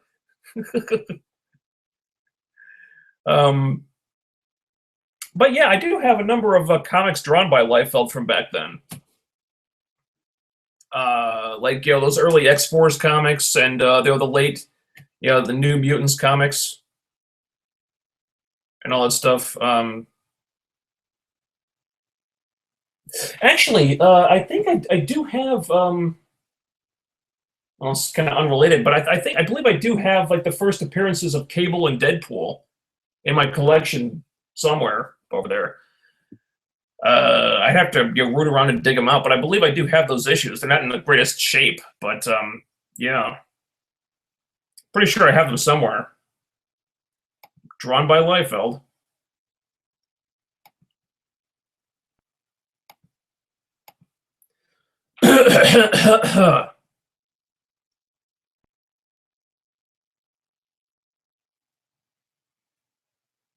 Okay. Ew. Squirrely Boy. I guess I should admit to a little bit of a bias since I'm really into Fitz as a character right now. You're not the only one, man. You know, credit to the writers and Ian DeCastiger, but this whole brain damage subplot storyline for Fitz has, I think, really brought out the best in the character and the actor. I think, on a weekly basis, it seems like Fitz's stuff is almost always the most memorable stuff about the episode, especially early in the season when he was having so much trouble dealing with the brain damage symptoms like the aphasia and like the loss of coordination and functionality in his hands and stuff. It was really tastefully handled. And it's obvious they did a lot of research into like the effects of hypoxia and stuff, and they've really pulled it off beautifully. I think it's made Fitz as a character arguably one of the most, if not the most sympathetic character on the show. And yeah, that character has really blossomed this season, and Ian DeCastro has done some really terrific work with that. But even prior to that, he was actually my favorite character too. More so now because, well, I relate to like socially awkward characters because I myself am slightly socially awkward. I know it doesn't seem like it because, yeah, yeah, I actually see a lot of myself in that character, minus the genius intellect. Yeah, yeah, Fitz is awesome. The Save Me One. Daredevil is an awesome show. It goes to show all the skeptical fans out there that Marvel can get dark. Yeah, I think that's one of the big benefits of being on Netflix. They don't have to worry about the rating system or network notes or trying to get a PG-13 rating. I mean, they can go as dark as they want and just brutal and like really visceral and stuff. They can drop 4-letter words in there and it's okay.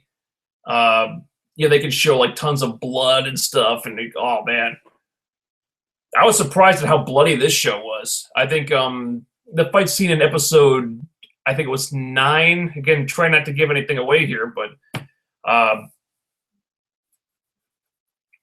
he's fighting that guy and he's getting all cut up and shit, and just there's blood everywhere. And there's one part where he's getting dragged across the floor and it's leaving this huge trail of blood behind him. Like, oh my god, this is brutal in a way that the Marvel movies would never be able to go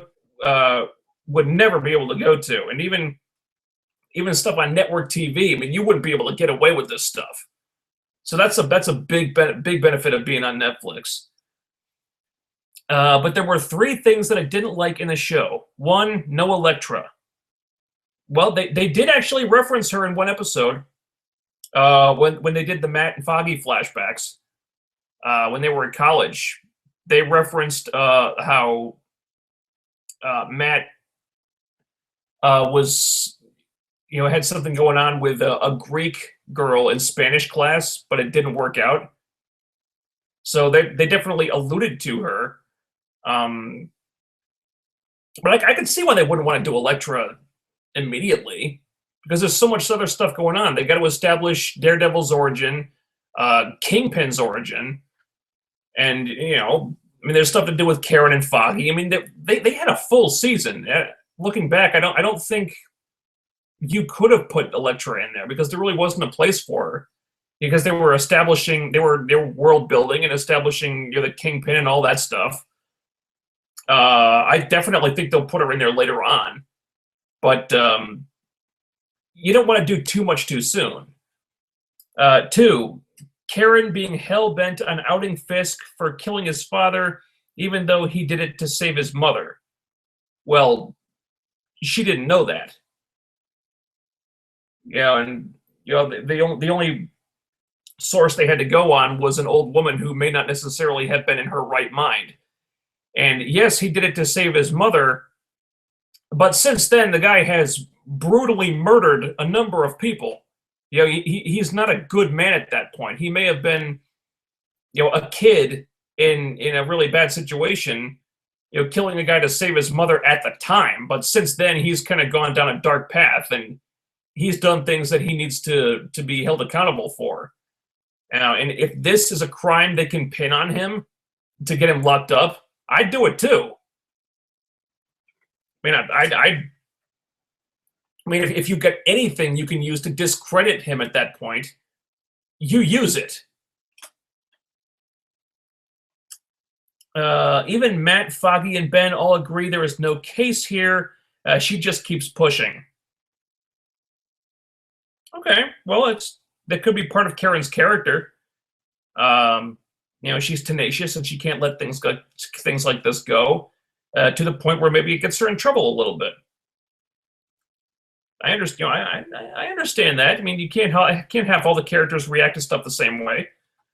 3, why is Karen feeling so guilty about killing Wesley? because it's murder. Even if it's murder in self-defense, it's still murder. I think you underestimate how taking another person's life would affect you. I mean, that's gonna fuck you up. Okay, even if you had no other choice, it's self-defense, yeah, but at the end of the day, you still killed someone, and that's gonna be hard to deal with. Again, why feel guilty and think she needs to keep it a secret? It's not like anyone could blame her other than that no real complaints show is amazing. Well, paranoia. Why would you want to keep it a secret? Well, if I'm Karen, I'm thinking, the fewer people who know about this, the better. Because I mean, this is Kingpin's right-hand guy, and he came there with the intent to kill her, and so that means that Kingpin may have it out for her, and if she killed Wesley, she doesn't know how Kingpin's going to react to that. So if you keep it a secret, he might know that it was her, and we can debate, we can go around in circles about this all day. But if I'm Karen, I understand why she thinks that maybe the fewer people I tell about this, the better off I'll be. And maybe there's some shame in that too, because again, taking another person's life, it's not something you just shrug off.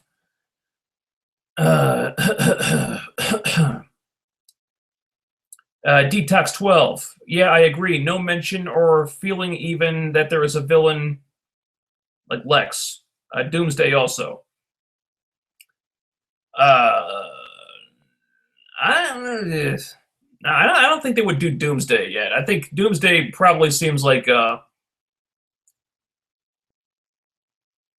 villain for the threequel, not the sequel. I think. Plus, you wouldn't want Doomsday playing second fiddle to Batman. I think he's a character. He's a villain that you build the whole movie around. I think Batman and Superman is going to be the primary thing, and then you have a villain that they kind of have to team up against. But Doomsday and Batman don't really go together. I think that's something Superman has to face alone. Metallo would work, I think. Lex enlisting Metallo, sicking him on Superman, Batman helps out. I think Metallo would work. Doomsday, I don't think so. If they wanted to do, Man of Steel, Man of Tomorrow, then Last Son of Krypton, and have that be Doomsday, I think that would work better in my opinion. But I'm not really big on Superman, so what the hell do I know? Lucky STR8 and Daredevil. Did you like the reference to the 2003 movie with the "I'm not the bad guy" line? Also, did you like the design of the costume? I noticed the line "I'm not the bad guy." I got the reference. I chuckled a little bit. I was fine with it, It didn't bother me that they put that in there. I thought it was kind of funny. I think they would do well to avoid too many more references to that movie. I didn't think the movie was a complete piece of shit. Personally, it's not a good movie, but I found a few redeeming factors in it. It always felt to me like a movie that got fucked up because of studio interference and like studio cuts and the director not being allowed to make the movie he wanted to make. But yeah, I mean, I was fine with them putting the line in there. It didn't bother me. The design of the costume, I love the costume. The final Daredevil costume looks so badass. Looks fantastic in my opinion. The black jumpsuit that he wears for most of the season until the last 15 minutes of the finale. It looks kind of cheap, but I think that was the point. That his costume kind of sucked, and he had to upgrade as he grew into his role as a crime fighter. He was going to gradually get better and get better equipment and stuff.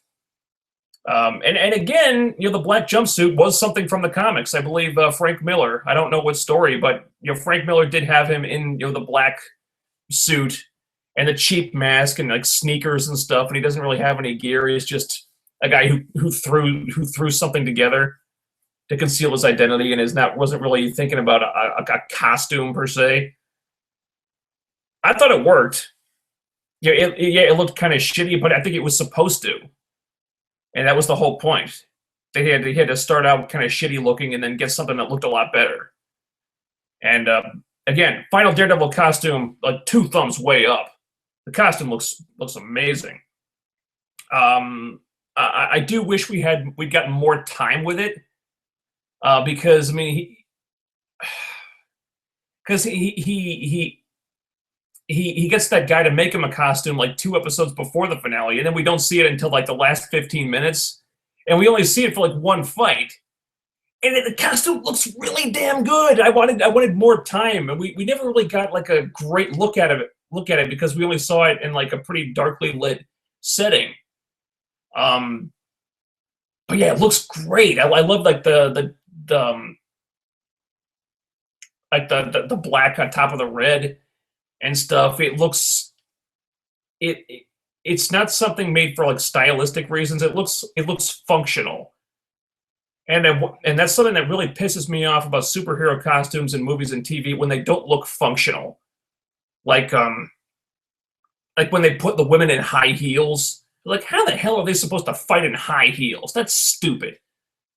That's just one example, but it looks super functional. It looks like body armor, like stylish body armor. Yeah, but this looks like something you could fight in, like something you could fucking go to war in. I love that. And I love like the tricked out billy clubs and shit. A+ on the costume. It looks amazing.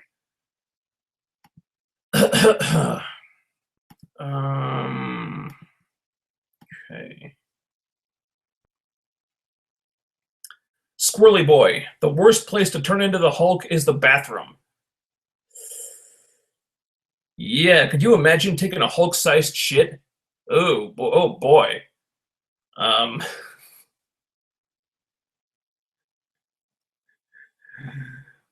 man. Boy, I hate to be the plumber that got that call. Like, Jesus Christ, man, what did you eat?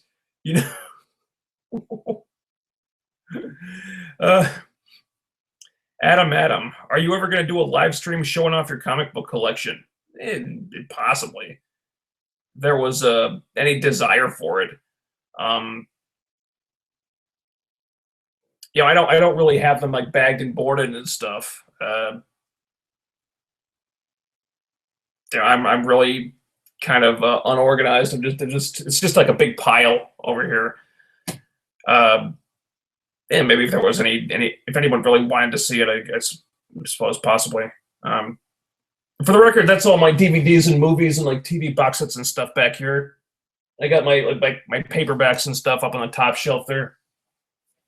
If you want to see that. Yeah, I got all my Game of Thrones books and all my Dresden Files books up on the top, and then there's the box sets and more box sets, and there's all DVDs and movies down there, and then there's the trade paperbacks and everything.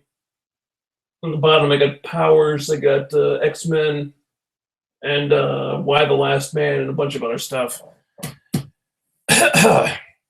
So yeah, that's I have like no space at all left for that stuff. I got all my anime over here, and I got the Game of Thrones and a bunch of stuff. And I got Farscape, all 4 seasons of that, which I still haven't watched. Which I plan to at some point. I just haven't gotten around to it.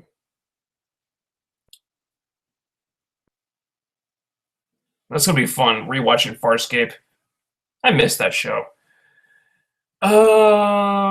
Yeah, so well, laptop is running out of power here, so I'm gonna have to wrap this up pretty soon. if there's anything else, let's get to it now. Gore 492. What did you think of Game of Thrones this week? Really enjoyed it. I was kind of disappointed that they killed Mance. Seems to me like they could have done more with him. And I'm not sure if that's how it went in the book. Because I've only read the first 3 books. I haven't started Feast for Crows yet, although I do have the book.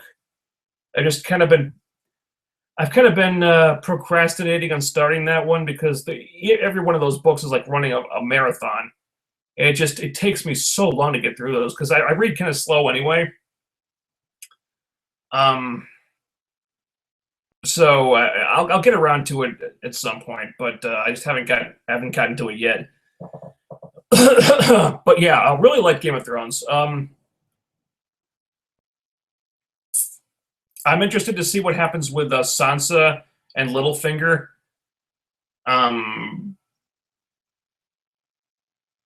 Looks like they're going to be returning to Winterfell. I've read. I think there was a preview clip out there that Littlefinger wants Sansa to marry Ramsay Snow. And oh dear God, that sounds twisted as all hell. I hope Sansa won't have to do that because I actually like Sansa. I know a lot of people don't, but I like her character. Maybe that's just me being partial to redheads. I don't know. I liked Brienne and Pod. It seems like Brienne is kind of feeling kind of hopeless and like she failed and everything. And I wonder if that storyline is going to diverge from the books. As I understand it, in the books, she runs into the resurrected Catelyn Stark at some point, and it doesn't go very well. And but as it turns out, in the books, it looks like Catelyn's not coming back, so that's going to be a big change.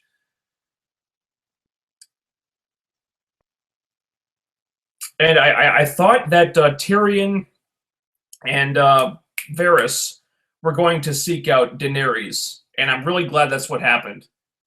I'm glad that's where they're going. I don't know if that's what happens in the books, because, again, haven't read it yet, but I'm really looking forward to that. If we get some scenes with Peter Dinklage and Emilia Clarke this season, that's going to be some good stuff.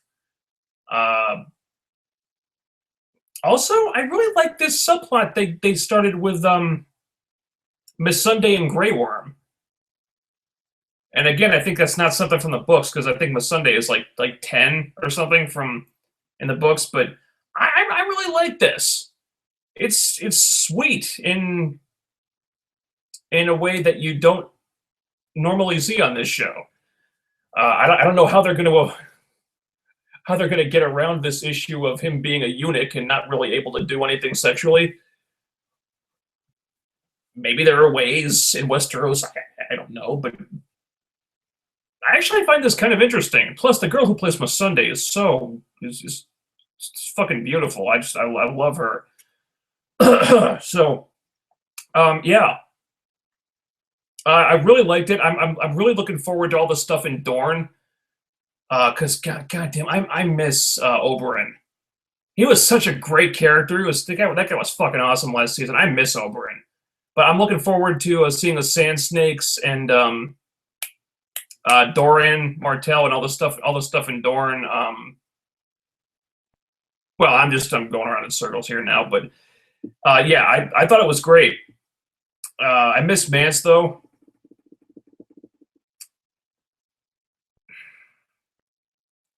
Yeah, they could have done more with Mance. God damn it! All right, let's finish this up because I'm about to run out of power here, and again, I can't see the comments on this computer for some reason. I don't know why. Yeah. All right. I guess that's it. If I missed your if I missed your question, please excuse me. Google Plus likes to mix these up, so that may happen from time to time. But thanks for joining.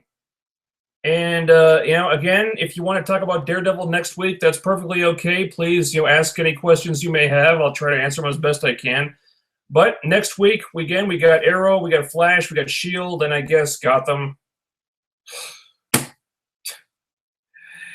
And we're kind of approaching the end of the season here. I think, I think Gotham only has a few episodes left. Yeah, this is the 19th one, so maybe 2 or 3 or 4, maybe tops. Yeah, so Gotham should be ending soon. Yay! But I'm pretty sure we'll have 4 shows next week. So tune in next time. Same bat time, same bat channel. And I'll talk to you guys then. Until then, over, out. Be seeing you.